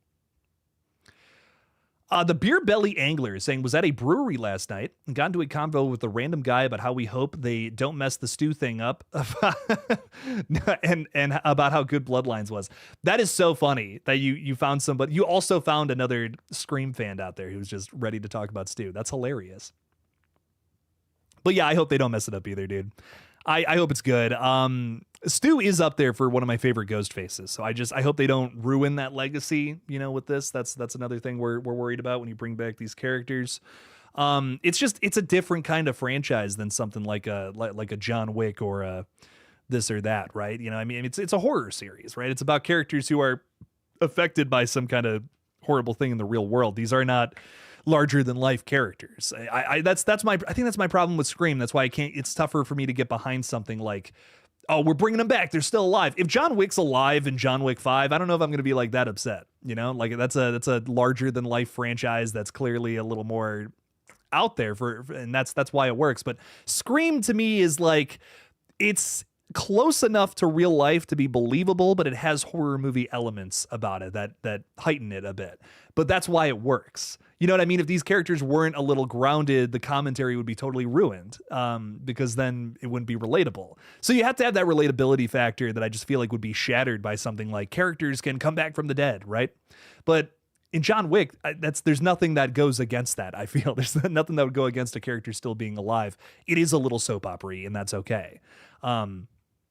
Different franchises I feel have different like rules and things that would work, things that wouldn't. So it's just kind of, it's one of those things for me. But I did love Bloodlines quite a bit. Had a very good time with that one. For Misery Gaming, Jake, is it confirmed that Stu will only come back as an audio thing, or do you think Stu is alive, or will this all be flashbacks? I feel like we've definitely heard him say that he was on set. He was going to be in I feel like we've heard him say that he would be a part of the film, so to say. I don't think we've ever heard him say that he was just going to be in a studio recording lines, to my knowledge. But I feel like we're probably going to make that. I feel like he's going to be on screen in the film. Don't announce that Matthew Lillard's a part of the flick if he's not actually going to be on screen. I mean, if you remember, we have Matthew Lillard is in Scream 5. I mean, and on screen technically, but we don't like hear his voice, I guess. But like, I mean, oh my God, he's in the film. He's the metal ghost face. They filmed that in his backyard. That's Matthew Lillard. To me, it's like if you just have his voice in the flick and he's not even going to be on screen, you announce him as part of the cast. That's just like, that's cheap. That's cheap after Scream 5 basically did the same thing, but didn't need to announce that to put butts in seats. That again, it's just, this whole thing's coming off as very desperate. And depending on how they utilize the character, it might be even worse. But we'll see. We'll see for now. I just hope that after they announce him being in this, Stu is going to play a role in this film. I do. I really do hope so, because otherwise it's cheap. I would rather have something that's actually going to happen versus, cheating out fans. That's worse than any sort of storyline. I would rather Stu be alive with some nonsensical reason in this flick that would ruin the commentary rather than cheap out on the fans, because that sucks. Don't cheap out the fans and trick them into coming to your shitty new movie. Make a good movie. Come on now. Joe Mama is asking about, what do you think about Monkey Paw getting Texas Chainsaw if it happens? I'm going to be real. I would love that. Dude, a monkey... Jordan Peele's Texas Chainsaw Massacre sounds insane to me. I love what he's done with everything else he's touched personally. His foray into horror has been nothing but exciting and fascinating to me. I love all three of the movies he's done so far. I can't wait for the next thing he's got cooking up coming out next year. But frankly, Joe Mama, whoever ends up getting it, I'm going to be excited for it. So I'm ready for it. Whatever Monkey Paw, if Monkey Paw does it, if A24 does it, if Neon does it, I feel like it's definitely going to be good. We're talking about three of the best studios making horror films right now. All three across the board, love them. So rock on. Whoever gets Texas Chainsaw Massacre, I just hope they do it well. Joanna Spicer's also throwing $5 in there, saying hiya with a cute little dog. I love it. What's up, Joanna? Thanks for the support. I appreciate you so much. Thanks for hanging out with us tonight. Thanks for talking a little horror. What else is there to do in the middle of the day on a Monday? Nothing. No other thing, Joanna. And you're also saying Stu is the GOAT. I feel it. Stu is probably my favorite Ghostface to watch. But again, Mickey's got my favorite motive. Love me some Mickey too. So tell you what. Jab is with us today as well. What's up, Jab? Saying, doesn't anyone know that Kat Jennings from Final Destination 2 is named after Keith Jennings from The Omen, who died from being headless because of a glass pane? Ooh. I don't know if I knew that was what that character was named after, but that kind of works with how she dies, right? That's cool. That's a really nice little clue, I guess, there. Sick. That's a crazy kill in that movie, by the way. If you guys haven't seen The Omen. Dude, The Omen is way better than I ever thought it was going to be. I watched it for the first time, maybe I think I saw it as a kid or something, but I was a child and it's a slow movie, so I don't think I was paying attention. But a couple of years ago, I saw it. I think when they first announced that there was a new Omen flick on the way, I watched it for, I think, like the first time ever. And I just remember seeing the kills in that, and I'm like, why are the kills in this movie so good? What? They're like completely out of nowhere and fucking insane in The Omen. Like, one of my favorite parts of that entire flick was some of the kills, and that's one of the better ones, with the glass pane going into basically cutting somebody's head off. It's insane. But dude, the original Omen is great. Really, I enjoy that flick quite a bit. Very good stuff there. What else is going on? A Crenich is saying Pet Cemetery, Judd got an ankle slice, so the lawnmower made me flinch. Oh, I forgot about that. When you talk about shit going on with ankles and Stephen King, it just makes me think of The Hobbling. But yeah, okay, yeah, you're right. That does happen. I forgot about that. I need to rewatch the original Pet Cemetery, man. That's a banger. I saw a clip the other day from the Pet Cemetery remake, and I saw it one time and I kind of wrote it off. Man, I'll tell you what, that clip I saw the other day was like, shit, that was pretty good. It was pretty cool. I gotta rewatch the Pet Cemetery remake, man. I might have been too hard on that one. I'm kind of due for a rewatch on that film. I haven't seen it since it came out, so that was the last time I saw it. I remember not loving it, but there was things about it that I thought were cool. It's kind of, I was like, okay, this and that were kind of done well, but overall, how the story plays out, I'm just like, eh. I like the original more, but I definitely do for a rewatch on that one for sure. Blindside is saying, I'd like to see a new Nightmare Scream, or that Billy, Stu, and Roman recorded their preparation for Marine's murder, and those videos are found. Maybe Gail digs them up from some fan website on the deep web. I would almost prefer something like that over flashbacks, but I don't know if that's going to be the route that this one takes. I do like something that's scary. I mean, Shit like that is fucked up. But what I will say is I'm cool with flashbacks if it means that's the route that we're going to take to see these older characters again. Just, I don't know, man. We don't need to be bringing people back from the dead. You know, this is a murder mystery series at its core. If you got to do some flashback bullshit like it's a like it's an Agatha Christie novel or something, fine, whatever. But I'm here for a simple murder mystery, and this feels like it's going to be a complex climax to this overarching story, and it's like, what? This is Scream. Huh? Why are we setting this up like it's a new Marvel movie, bro? This is insane.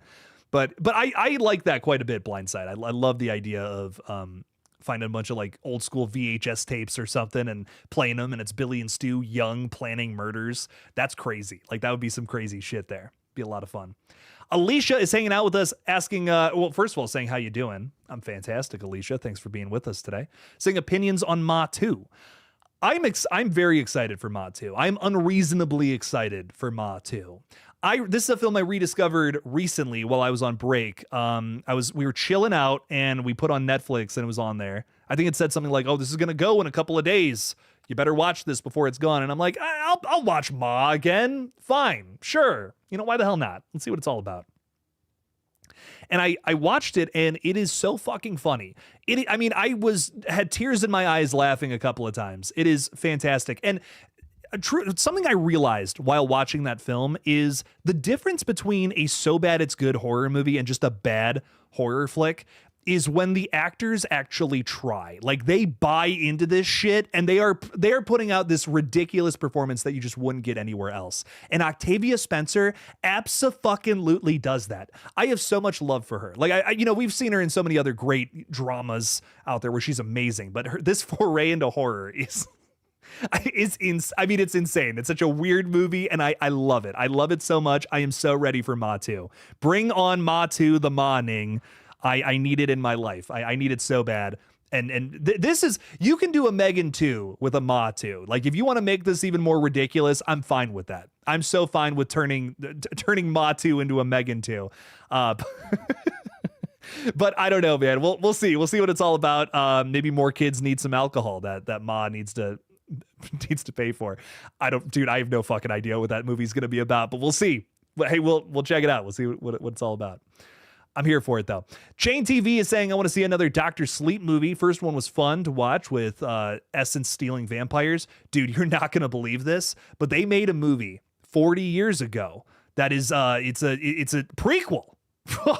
I know, right? I'm fucking with you. calling The Shining a prequel to Dr. Sleep is insane, by the way. But no, I'm fucking with you. I do like the idea quite a bit. And what a weird idea for a sequel to The Shining, right? Stephen King actually does end up writing this book later on. And, as we know, as many of us know, the Shining, the movie is very different from the actual story. But many would argue Kubrick did it better, which is like maybe a hot take, but it's not a hot take. Most people would probably agree with that. If you've read the original story, there's some weird shit going on in there. But I am all about this weird idea of a sequel where we have energy stealing vampires in this universe. That's also a thing here that wasn't even touched on really in the first one. And that's what the sequel is going to be all about. What? Okay. Fuck yeah. It's a crazy idea for a sequel to that story. And the Chain TV, I enjoy it quite a bit. But anyways, let's get to some super chats we got going on here. Thank you guys for the support. Yurdy G again throwing another 5 out there. Rock on, rock on. Let's peel it back later. Are we talking about bananas? We talking about foreskin? What's going on here, Yurdy G? I'm just fucking with you. Hell yeah, bro. Saying Jill is the GOAT, not as loony as Stu or Mickey, but way more calculated, and she was about to get away. That's a very good point right there. Jill is towards the top of my list without a doubt. I think she is one of the best, if not the best, sequel killer in terms of just reveal and execution. Yeah, without a doubt, dude. Scream 4 was my first Scream movie. It fucked me up as a kid, and I was just so upset seeing Emma Roberts be the killer in this movie. And I just remember being so shocked. I was like, what? She was supposed to be the good guy. What happened here? That was awesome. But I totally agree. Jill is stone cold evil.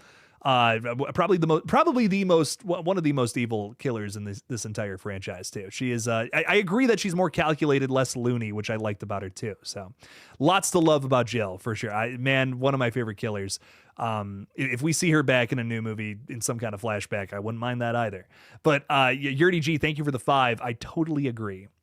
David Primero. David Primero. Oh, hello, David. You got a sick last name, bro. Can we trade? Mine's awful. Thank you for the 5. Saying, do you want Chucky TV series to be revived? If yes, do you want the same characters from the TV show or just Andy? What do you think of Jeepers Creepers? No follow-up. You have no follow-up question to that? You're just like, I just want to know what you think about Jeepers Creepers. That's it. No, I'm just messing with you. Chucky TV show. I think there was things I liked about the first season that I really enjoyed. It was cool getting into a lot of the lore of Charles Lee Ray, things we didn't know previously about him. I thought that was sick. I don't know if I was as invested in some of the new characters. It wasn't anything. There was nothing about that show that I felt like was offensively bad, but it just got so comically ridiculous. It was hard for me to really just get into and watch for an extended period of time. I'm watching The Handmaid's Tale right now, and it's just, there's so many things going on, so many subplots that are sophisticated and makes you think. There's just nothing there's nothing going on in that series with with that kind of element to it. It's just a lot of I feel like with every episode, with every idea, the thought behind it is, what is the most ridiculous situation we can get Chucky into? And I guess that was kind of my issue with it. I don't mind the idea of a Chucky TV series, but do something a little more thoughtful with Chucky. It was just kind of like Chucky in the White House. Bam, let's do that. Chucky goes to space. Bam. I totally believe that if they would have gotten a season 4, that's what they would have done. And I don't know. It was just, I can't watch just mindless dolls killing people for hours on end. That's what I felt that show was. I could do a movie of that. I could do like a, smoke a joint, watch Chucky go to space. Okay. But Chucky TV show, I don't know, man. It was just too much camp, too much silliness, not enough actual, engaging stories that I felt that show really needed in the writer's room. But I don't want to completely shit on it because there was things that I loved about it, like what you're talking about here, David. Everything with Andy, and there's an episode in season 1, and I'm totally failing to remember what it was or what was going on there. But what the big thing that I remember just drew me in again after almost kind of being lost is there was this idea that him and Kyle were like going around and finding all the rogue Chuckies and killing them. I'm like, why was the show not entirely about that? That is such a fucking crazy idea. What? I wish there was more. That to me was very engaging, very interesting idea, and still campy, right? It's still got the campy tone of the series, but it's still engaging, which is so important, I feel, to something like that. So I don't know. I'm ready for this new Chucky movie though that we're apparently getting. I'm all about it. Chucky, I feel, works best when it's just contained to 90 minutes. 90 minutes of silly, insane fun, and then we're on to something else. So I'm excited. I'm excited for the movie. See what it's all about. Jeepers Creepers. It's just a tough franchise for me to talk about it. I brought it up before, and I'll bring it up again. Now that we know all these things about Victor Salva, it's just hard to watch those movies. But dude, I do have a lot of nostalgia for him. One of the first times I remember being genuinely terrified by a movie was the beginning of Jeepers Creepers 2, where the kid gets abducted in the cornfield. I mean, I remember just being like shook to my core as a little 6-year-old kid watching that on AMC during like the Halloween. You guys know what I'm talking about. The build up to Halloween, they would just marathon horror movies on there. I think that was when I saw that for the first time just on the TV, and I just remember being terrified. Oh, man, I love the way that movie looks too. I really do love those first 2 Jeepers Creepers movies, but learning everything about Victor Salva has just kind of tainted them for me, unfortunately. But I do have this weird nostalgia for him nonetheless. It's a weird situation. I definitely would like another Jeepers Creepers, but I almost don't feel like that's a franchise that needs to be continued with everything that's happened there. It's just a tough thing, And also, I feel like the other thing that really hurts that franchise is the last 2 entries have been abysmal. Like, people do not like those. People are not a fan. I think I personally have seen movies that I disliked more than Jeepers Creepers Reborn in the last couple of years as I've been covering horror flicks, but I think the majority of people if we asked what's the worst horror film that we've talked about on this page in our time that we've covered, it would probably be Jeepers Creepers Reborn. Probably that would be the answer that most people would go to. And it was, I mean, it's rough. It's a rough movie. But I like Fort Misery Gaming is asking, Jake, what do you think is worse, that or Strangers Chapter 1? Honestly, Strangers Chapter 1, I would personally say that was a worse film. It's a bigger fundamental misunderstanding of that series versus Jeepers Creepers Reborn that I think, honestly, Reborn sucks in so many different departments, but I feel like in terms of concept, it's not the worst thing they could have approached. Strangers Chapter 1 is like the worst approach you could have for a Strangers movie, in my opinion. That down to the concept is spoiled. And that's why it doesn't work, in my opinion. It's got better performances, better actors. Madeline Pesh she's awesome. I actually really like a lot of the other stuff I've seen her in, but it just concept and writing for Strangers Chapter 1 completely misses the point of what's great about that series, in my opinion. And again, very story oriented. I need a good story to be engaged with something. So, but yeah, Jeepers Creepers, it's just a tough franchise to talk about, I guess. You know, it's just kind of really fucked up, everything we've learned about it. So, but my friend, I really do appreciate your the 5 you threw in there, David. Thank you so much for supporting the page. Means a ton to me. Thanks for hanging out. Appreciate you a ton. Riley is saying that Ma should go to a music festival. That's crazy. I'm here for it. Ma, but it's trap. It's the FBI looking for Ma at a concert. That's crazy. People are hyped about Ma too. Like, I can't believe how many chats we're getting about that. I thought that was kind of just like oh, no one's gonna care. But I'm almost like at the point where I'm like, I gotta make a fucking video about that. This is crazy. Shit. Let's go. Ma 2 with Spencer begging people, don't make me show up in the theater alone. Don't make me show up in that theater alone. I could totally see it. I could totally see her doing that. That's hilarious. She's sneaking like vodka in there or something. That'd be crazy. I love Octavia Spencer. I love her so much. She's amazing in that film. Jamie Hill is with us saying hi. Hi, Jamie. Hello, welcome in. Appreciate you for stopping by. Talia, channel member. What's up, Talia? Yo, yo, yo. Hope everything's going well, Jake. It is. Counting down the months till Scream 7. Also, Jill is forever the best sequel Ghostface. Hey, can't argue. I can't argue with that. Jill's awesome. Scream 4 will forever be my favorite sequel, I feel. I love it to death. It was my first Scream movie. Got a lot of love for that one. So I'm glad you also enjoy it. Very good stuff there. I'm excited for Scream 7. I have my concerns, but it's a new Scream film. I'll take it. You know, let's see what it's all about. New Ghostface encounter. We also know from Mason Gooding, who said that this is going to have the most insane death of the franchise. Highly anticipating that. Really excited to see what all that's about. So some brutal shit going on there. We love Deadpool is saying the Chucky TV show went downhill. It kind of did. Yeah, it kind of did. Jordan Curley saying, how is Madison doing today? She's good. She's just getting out of work sometime soon here. And we're going to be playing some video games tomorrow over on GullGotha, the gaming channel. Hey, this is crazy, but what if like 140 of you went and subscribed to that? I know there's only 40 people here, but it'd be kind of cool if you guys subscribe to GullGotha. We are very close to 1,000 subs over there, and if we could hit that goal sooner than later, it would literally make my entire summer. Guys, summer hasn't even started yet. Can we do that before June 20th? Which is next Friday, when 28 Years Later comes out. Can we make GullGotha get to 1,000 subs? Guys, that would be I can't even tell you how much that would mean to me. Horror gaming page, we're playing horror stuff over there. It's a ton of fun. Please subscribe, please. I can't even tell you how much that would mean to me. We're trying to make that happen before we all move in. My fiance and I move into an apartment, and it would help us out quite a great deal. So thank you for everyone who was already subscribed to. It means a ton. Means a ton to me. Alicia is saying, Ready or Not 2 just wrapped up filming. What's your thoughts for anything that could happen in it? You know, Alicia, we were kind of getting into that earlier. I also posted a video today talking about Ready or Not 2. And I'm very over the moon about this flick. I said it earlier. I'll say it again. I'm just not, I don't know if Ready or Not needs a sequel. It's kind of like I Know What You Did Last Summer, in my opinion. It's just a film that lends itself to a singular entry. I don't think it needs more. But the more that I start thinking and talking about it, the more I'm like, this could be a fucking sick franchise.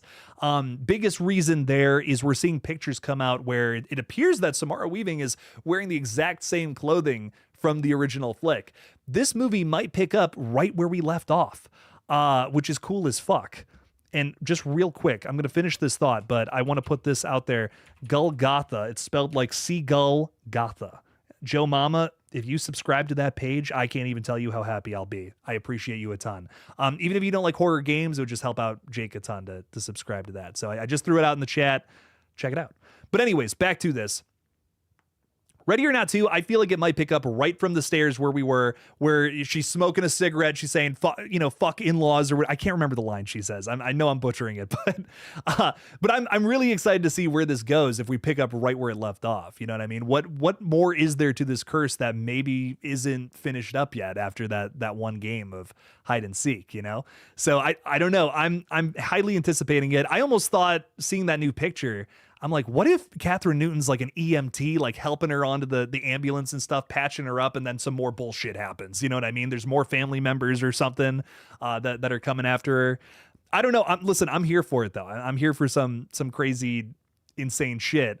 And I also just love that the cast is so good. I'm won over by this movie. That's kind of my thing. It's got, Samara Weaving's leading again, which is great. Catherine Newton is one of the biggest scream queens out there. We have her and Samara in the same movie, basically leading it together. Okay, I'm sold. Let's go. I'll be at the theater. When do we need to get there? I don't know, but I'm down for it. Make that happen. Sarah Michelle Gellar is in this movie, ladies and gentlemen. Buffy is in this movie, baby. Then we have David Cronenberg, one of my all-time favorite directors too. Acting. What? I'm here for it, dude. I'm so here for it. The cast for this movie is too good for it to be bad. Even this is a movie where the cast is so good that even if the story sucks, I might not even care. You know what I mean? It might supersede that, but we'll see. I am with RBR Short Films 13. I agree, it's a great standalone film, but it has potential. It has potential. Again, I don't think I'm going to say it right now. I don't think it's going to be better than the original Ready or Not. Not expecting that by any means. I do think it's going to get a little convoluted in order to tell this story, but I'm open-minded to it. For sure. And that's, if there's more fun to be had in this universe, if there's some more bullshit that we can get into, some more just like hard to watch moments, that nail through the hand in that movie. Oh my God. Makes me want to jump out of my skin. If we want to do some more shit like that, rock on. Also, Radio Silence needs a hit. I can't believe that Abigail bombed. I'm still shocked by that. That movie is so much fun. That movie has, I think, some of my favorite characters in a Radio Silence film, like bar none. The characters in that are probably the most well written that I've probably seen. So I don't know. There's so much to love about this series, about these directors too, and I'm shocked that anything they do is flopping at this point. So RBR Short Film is saying Matt and Tyler are great directors. Scream 5 and 6 would have flopped if they didn't direct them, in my opinion. I think they did a great job with Scream. You know what I mean? This is a very silly. Scream it's got a silly, campy element to it, and they hit on that in their own way. I think that's honestly what people didn't like about it. The more I go back to those films, the more I'm like, these are trying to be campy and goofy, but in a modern way. And it's tough. That's a tough line to figure out. We don't get a lot of. We don't get a lot of good campy movies these days. Like a lot of them miss. A lot of them do miss and end up just being kind of like, I don't know about that. But Screams 5 and 6 really toes that line well, in my opinion. It's campy, it's goofy, but it's also bloody and disgusting, and it's kind of this fun mix that I enjoy. So I don't know. 5 and 6, are they perfect movies? No. I would argue that none of the Scream sequels are perfect. They all got some kind of weird issue about them. In fact, I just found another plot hole in 6 today. I just found something else where I'm like, I don't know if that makes sense, but point being, they're fun movies. And we're at entry number 6, 7, going on 8. I can't be that hard. I can't be that hard on them. I just hope that they have good concepts and stories. The commentary I have on Scream 7 right now is probably the harshest I'm going to be on the flick, if I'm being real, at this state. Because I want the concept to be good. I want the stories to be good, something worth telling, something that's going to intrigue me. And right now, everything we know about it just doesn't sound like it's it sounds very desperate. It sounds like something that's just kind of whack. And I will say the nostalgia baiting that I've been complaining about so much is definitely present in Screams 5 and 6, but it seems even more focused here in Scream 7, which is why I'm worried. But we'll see. We'll see what it's all about. I hope it's good. And I'm quite excited to see what they're all about. Tom, welcome to the Ghostface tier, my friend. I appreciate you bunches. We have a new video is out for all members, by the way, doing a little May recap of horror flicks that came out last month and just my thoughts on them. I ripped Clown in the Cornfields to shreds, unfortunately. I know some folks like that one, but man, not for me. I kind of had to air out some of my thoughts on that one, but check it out. It's a good video, though. I talked about 3 movies I didn't really get to cover last month, unfortunately. So check it out. Members can check out that video now. I have a new review coming out soon. I don't want to say this week because I have some gaming shit I got to get done, but I do have one more big video for members coming out this month, which I'm excited for. So members are eating good in June. Jason Carpenter, also a member, saying, Jake, I'm pumped for Megan 2 2 weeks from now. I'm glad I'm glad someone's excited for it. I just I don't know. The trailers have not promised a whole lot of good things. I'm going to be honest. I want to be excited for it. I loved the first Megan. Big surprise in my humble opinion. I went into that expecting a dumb mindless TikTok movie that's made for people who are just looking at their phones the entire time. You know, teenagers just taking their dates to this new silly killer doll flick, whatever. Blown away. I'm like, Megan actually ended up being one of my favorite horror films of 2023. I was like, dude, that's the biggest surprise of the year. And it's like, I think it was the first big horror flick we covered in 2023. I think that was like January 3rd, 4th, 5th. I don't know. It was like a very early release in the year. And I'm like, this is good. This is fucking awesome. Had some sharp commentary. I thought it was fucking hilarious. There was one pretty brutal moment. I wouldn't call it scary, but there was one kill in there that was like, okay, that was cool. But Megan 2.0 looks like it is absolutely, it just looks like it's full on comedy, ridiculous. The trailer is even struggling to show off some of the horror sequences in that film. So I don't know, man. Megan 2.0, it's already gotten too convoluted. This looks like if Megan went on for 7 sequels, this is where we would be. You know, this looks like Megan 7, not Megan 2. That's my biggest problem with it. But hey, we'll see what it's all about. I hope maybe it's a good horror comedy. You know, maybe it's so funny that I can't help but love it. And hopefully that's the case. DRMS Productions is saying, hey, Jake, I saw Fear Street Prom Queen. Thought it was okay. I thought it was okay, too. I'm in the middle with that film. Honestly, some people were like, oh, it's so bad. I don't know. It was okay. It was just it was a middle of the road slasher film with some little bit of 80s nostalgia to it, little 80s styling to it. That was fun. I thought it had some really good kills. Personally, I thought the kills were great. There's one involving hands. Something bad happened into your hands that nobody wants to happen, that I thought that really got a laugh out of me. Like, I actually paused it, rewound, watched it again. That's how much I liked this this kill. So there was things I liked about Prom Queen. I wouldn't call it my favorite Fear Street film. It's maybe in the middle of my rankings, but ultimately, I don't know. It was okay. You know, it was all right. Some people are like, oh, worst movie of the year. I don't know. I mean, come on. There's been some worse movies, but I had a good time. I had a good enough time with it. Do I need to rewatch that one? No. It was a fun, straight to streaming slasher flick, and I'm totally fine with that. I wouldn't say I liked it. I wouldn't say I hated it. It was a 5 out of 10. Middle of the road, solid. Jason Carpenter saying Halloween Ends rules. Jason, I'm so glad that someone loves that movie. That makes me happy. Lighting Ghost has been a member for 21 months, throwing out a bunch of hearts. One's even on fire. Lighting Ghost, I appreciate your support so much. Thank you, thank you, thank you. Means a ton. I did not forget about your chat there. I just wanted to say hi to some other folks real quick. Do appreciate your support a ton, though, my friend. And I really hope you're still coming to GhouliCon. I know we've kind of talked about that before in the past. GhouliCon is going to be a very fun time. I get to be on a couple of panels. Not to be too full of myself, but I'm really excited to do this, but in front of people. So it's going to be a lot of fun. We're going to be a really fun time doing that. So stop on by, say hey. We're just going to be walking around the whole time talking to people. So I'm going to sound like this at the end of the day. I'll be like, oh, what's going on, everybody? I'm so sweaty and tired, but let's talk horror. No, it's going to be fun. Stop on by. It's outside of Cincinnati, Ohio, and Newport, Kentucky. And it's going to be a really fun little time. Going to be a fun weekend. Alive in him. I have so many questions about your name, my friend. Can we just pause everything we're doing for just a minute here? Alive, where did you get this name? You know, what's going on here?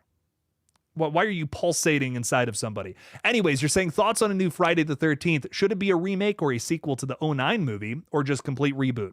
What would your ideal plot of the new Friday the 13th be? Great question.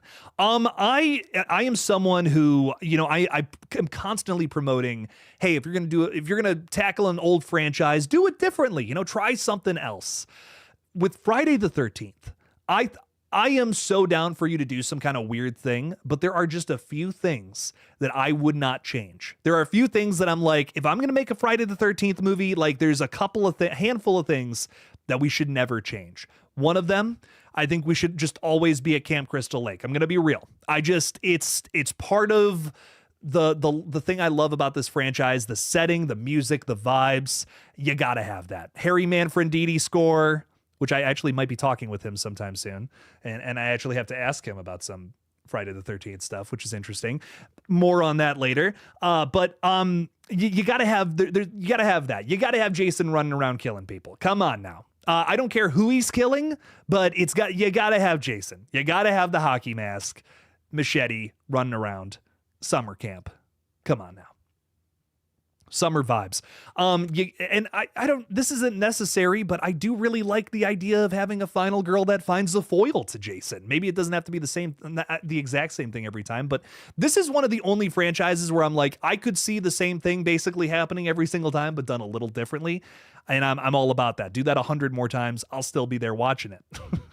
And biggest reason for that with Friday the 13th is this is a franchise that has constantly been cut down throughout the ages, through the last 40 years. Like constantly every single kill is being like, nope, you can't show that. Cut out all the fun part of that kill. And if you go back and watch a lot of the Friday the 13th films, they don't even compare to modern slashers, which is crazy in terms of kills. Because, this is a series that people used to flock to because the kills were so crazy, but it's just unfortunately a series that got cut down by the MPAA over the years. Even after 12 movies, there is potential for Jason to score his very best kill ever in a new film at some point. So, like, to me, whatever the plot is, whatever you end up doing with Friday the 13th next, you just do a back to basics Jason Voorhees running around, slicing people up, and spend all the fucking money on the special effects and the kills. Get Damian Leone and his whole crew in there to do it. I don't care what it takes. That movie would make $1 billion. And I'm like, you think I'm joking? You think, oh, that's silly. $1 billion. No, it would make $1 billion fucking dollars. Make it happen. Camp Crystal Lake, Jason Voorhees. Come on now. I am excited for this Crystal Lake show, but it's just like, is that the return to this series that we all want? Pamela Voorhees' backstory, like we're getting this Ballerina right now. We're getting this movie Ballerina, which is about Anna de Armas's character from the fourth John Wick, and cool, okay, rock on.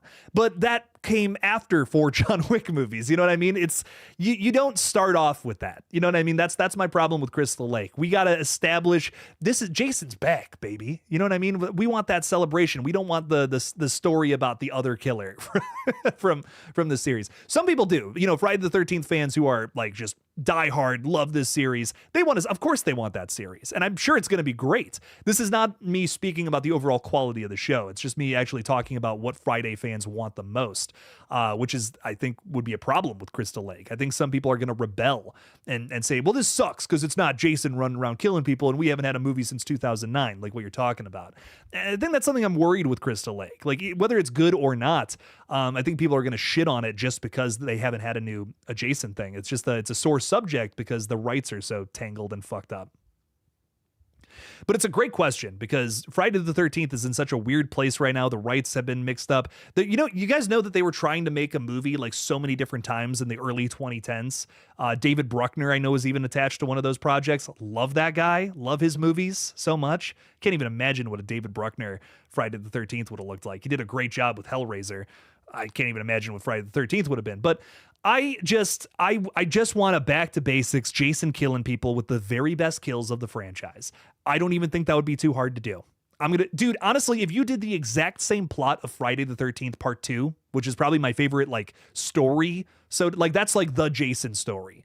Do that, set in the modern day, maybe set in the 80s, fuck it, I don't care, with some crazy kills. That is the one thing, just like the most insane Terrifier kills you can do. It would make a gajillion dollars. It would make so much money. I don't know. I don't even know what would happen. I can't even come up with words. It's unfathomable if we can make that happen. Be the biggest thing in horror ever. Is there something that Scream 7 could do that would make you walk out before it ended? No. Look, I'm going to be real. You know, as much as I want to shit on this movie for doing some dumb things and announcing some things way too early, no. It's a Scream movie, dude. Listen, I sat through all of Jeepers Creepers Reborn. I will sit through all of Scream 7. If it's a disaster, I'm going to sit. Oh, another great example. I was not a fan of Halloween Ends. Jason Carpenter, I'm so sorry. I know that's your favorite movie ever, but I was not a fan of Halloween Ends, and I knew that about 20 minutes into it. But I sat there and I watched that whole damn thing, and I have seen it three, four, five more times since then, and every single time it's a chore to watch. But it's part of Halloween. It's part of one of my favorite franchises ever. Even if Scream 7 is one of my least favorite movies of all time, I'm going to sit there. I'm going to watch the whole thing because it's Scream at the end of the day. And you know, studios are betting on that. That's why do you think franchise continuations are the focus of Hollywood right now? It's because people, the studio heads know that. They know that people are going to watch these things even if they suck. So that makes me sad. Honestly, that makes me sad overall because I just would rather get a good new movie, whether that's something in a franchise or a continuation. Alicia is saying, I watched your video on Blumhouse having ownership of Saw, and I was wondering if they did remake, do you think Tobin Bell would be involved in the main story as John? You know, honestly, Alicia, I don't think Tobin Bell's coming back, and I hate to say it. It really bums me out because John Kramer is Saw in a lot of ways. You know what I mean? It's like, how do you do a Saw movie without him at this point, without something he set up from the past? We were talking about this earlier, and we were saying, well, you know, Jake, there's just no, you know, how do you do that? I mean, I don't even know if I'd be interested in a Saw movie without Tobin Bell, and I totally get that because this is a great, it's a great series. He's a great character. And just easily one of my favorite horror villains out there. So interesting, so thought provoking, so much you can do with that. But I'm like, I'm just so, to me, I just want more Saw, you know? And if Tobin Bell's done, he's like almost in his mid 80s. Let's let him retire if that's the case. Maybe he just doesn't want to openly, publicly announce that. And maybe that's part of the struggles behind the scenes. There was a lot of things going on with Saw 11, man. And I bet one of them, maybe a more minor element to Saw 11, was the fact that Tobin Bell just can't go through a very extensive process like that, like having to, he's in Saw X for like the majority of the time, dude. Like that's the most we've ever seen Jigsaw on screen in a Saw flick. And that's an 80-something-year-old man there. That's awesome. It's so impressive. But is Tobin Bell willing to do that again? Maybe he just wants to end on a high note, you know, and I'm okay with that. So I'm okay with Saw rebooting, trying something else out, trying a copycat killer out, because I think there's potential in something like Spiral, but it didn't work because of the way they set it up. Again, I know I'm kind of repeating myself. If you've been here the whole time, I apologize. But I guess my issue with Spiral was not so much what the actual twist ended up being. It was just the way they approached it. That was, you know what, funny enough, that's another situation where the MPA, now not MPAA, cut down a scene, made them take it out in order to actually put it out in theaters with an R rating, not an NC-17 rating. And I think that's why a lot of people don't like it, because they totally ruined the mystery, the entire scene where Max Minghella character dies, right? But he ended up being our killer. Had that mystery been approached better, I imagine that movie could have totally worked. And that's why I'm open-minded to Saw 11 trying it out again. Because, look, I don't know about you guys, but I fucking love... Chris Rock is hilarious, and I think he did a great job in that role. Maybe that's just me. Maybe I'm just a weirdo. I love... Zeke Banks, man, all day, every day. Love that character. Really great stuff there. Sam Jackson in that... Dude, all the scenes between Sam Jackson and Chris Rock are like some of the best moments in like acting-wise in Saw. I'm just going to say, I don't even care. I love those two together in that flick. Chef's kiss. Fucking love it. Great performances. There's some excellent moments of Saw, but unfortunately the big staples, what are the things we come to Saw for? A crazy twist, some excellent traps. There are some things along those lines that don't work in that film, and I feel like that's why people don't like it, which I totally understand, because yeah, it doesn't work, but there's potential there, I guess is my point. So maybe we can find that with Blumhouse. I hope. I hope. Fingers crossed. MT is saying, late to the party. Have you caught wind of any Together updates regarding their legal woes? Love you, Jake. Would drink your bathwater. Well, me and Sydney Sweeney have got a surprise for you, my friend. No, I'm just kidding. MT, I think I appreciate that. I think I love you too. I'm scared. I think I'm a little scared, but I'm thankful at the same time. Anyways, let's get into this. Yes. So if you guys have not heard anything about this, this is really bizarre and weird and just odd. Together is a movie that I previously praised from the trailer, from everything I have seen about it, everything I've heard about it. Was crazy hyped for this movie. It is a movie about Dave Franco and Allison Brie, who are real life husband and wife. They play a couple in this movie who are struggling with intimacy issues and just codependency in general. And in the trailer that you probably have seen for this movie, there's a sequence where we have our character in therapy Allison Brie's character in therapy talking about how, things are they're struggling in this new household together, and it sucks. They don't want to get complacent because they really want to have a healthy, thriving relationship.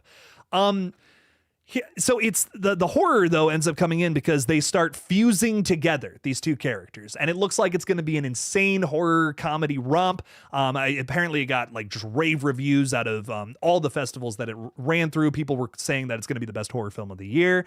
It comes out in very late July, but then we got some very bizarre shit come out about this movie recently. Some legal woes that MT is talking about here. Allegedly, the script and idea for this movie was stolen from somebody else. Allegedly. I'm not saying that for sure. We don't know for sure. But it was allegedly stolen from somebody else. And apparently they had asked Dave Franco to be in this movie at one point too. And the idea was stolen, reworked, and done differently here.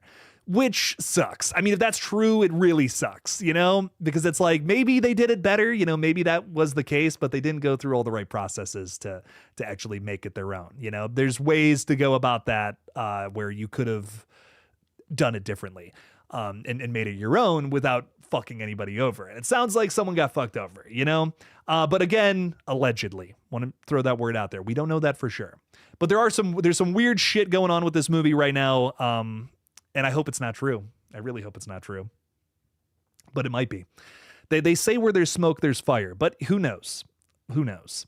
I think if it's true, it sucks balls, and it would really put a major blemish on this film. But again, if we're not talking about the drama outside the film, it sounds like this movie's really good. And I am still excited to see it one way or the other. So, but we'll see what it's all about. Okay. Back to this, though. Ty Lee is saying Black Phone 2 is probably my most anticipated of the year. It wasn't until I saw the trailer. I'm so with you, Ty. Oh, man.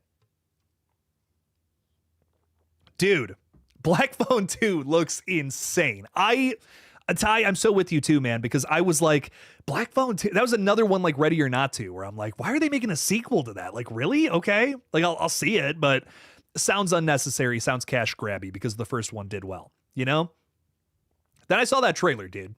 I'm just going to be so real. I think Black Phone 2 is going to be better than the original film. I am all about what they're doing. You got to think, right? We were talking about Friday the 13th being in a bunch of weird legal issues where they can't get a new movie made because too many people have parts of the rights and they can't just get them all to work together on one project. It's kind of the same thing with the Nightmare on Elm Street franchise because that's been fucking everywhere at every single different company and whatever. But now we have Black Phone 2 coming out and basically being an imitation of Nightmare on Elm Street in a lot of ways, kind of doing the supernatural killer angle in dreams, right, and killing people in the real world because of it. So we have Black Phone 2 turning the grabber into that, and I'm kind of vibing with it, dude. I mean, everything we saw in that trailer screams that it's going to be a good horror movie. First of all, I'm just a sucker. This is a little thing, but I'm a sucker for fucking winter set horror films, especially supernatural ones. You might recall The Shining that we were talking about earlier. Bam. I also fucking love Wrong Turn 4, which is just a more obscure one that I thought of off the top of my head. Love that movie. Winter setting definitely helps in those regards. Winter horror is winter is the scariest like season that you can set horror, in my opinion, because snow sucks. I fucking hate. I'm from Ohio. I hate snow. It comes every year and it ruins my life. It's terrible to drive through. It's always scary when it gets when that cold white substance rains from the sky. Not a fan of it. But in terms of actual things I'm excited for from the trailer, just looks like it's going to go way more balls to the wall than the original flick. And there was times from that first movie where I felt like they were actually too subtle. And maybe that's a hot take, but why didn't we see the grabber kidnapping those kids? I'm just going to be real. I think he would have been a way more well-established, scary villain had we actually seen that go down. I get why we didn't see the kids in the basement. I get that. I understand why we didn't see that, but I wish we had seen him actually kidnap some of the kids, or if the kidnapping sequence had more of a focus to them. And the more I watch that film too, the more I think they did this because they were trying to avoid comparisons between it and Black Phone, but when something's right, when something's right, when you probably should go somewhere with something, just do it. Just don't worry. Who cares about comparisons? Some dickhead like me is going to come on here and be like, well, that was too similar to Pennywise's, the time that Pennywise ate that kid in the back alley or whatever. Who cares? No one gives a fuck.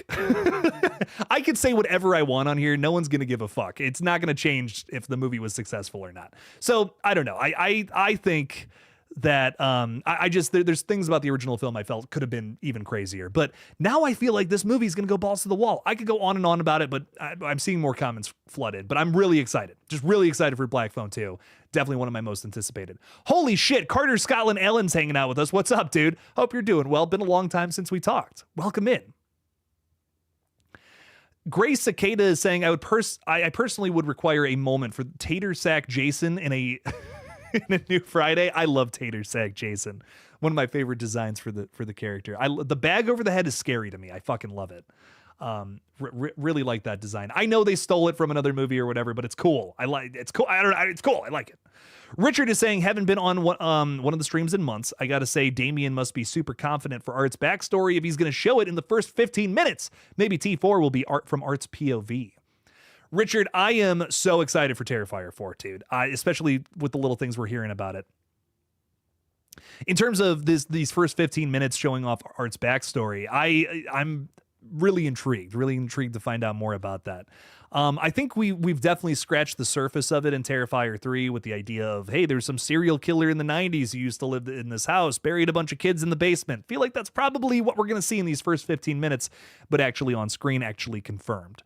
Which as of right now is just something that Demolition Guy said to the other Demolition Guy in the house before they both viciously died. So who knows? Who knows what his backstory actually is? That's just speculation. But I am very excited to see what that ends up being. As we know from previous Terrifier films, the first 15 minutes usually shows us something really, really, really fucked up. So I imagine whatever it is going to be the hardest to watch thing in the entire franchise, which, as we know, he killed kids in the 90s. Might have an idea of where I'm going with that.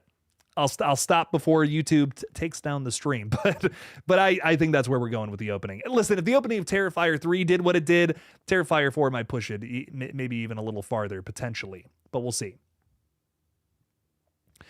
Alicia hasn't seen any news about a new Chucky movie coming out. Don Mancini, the creator of Chucky, has talked a little bit about it. We haven't gotten any official word or anything.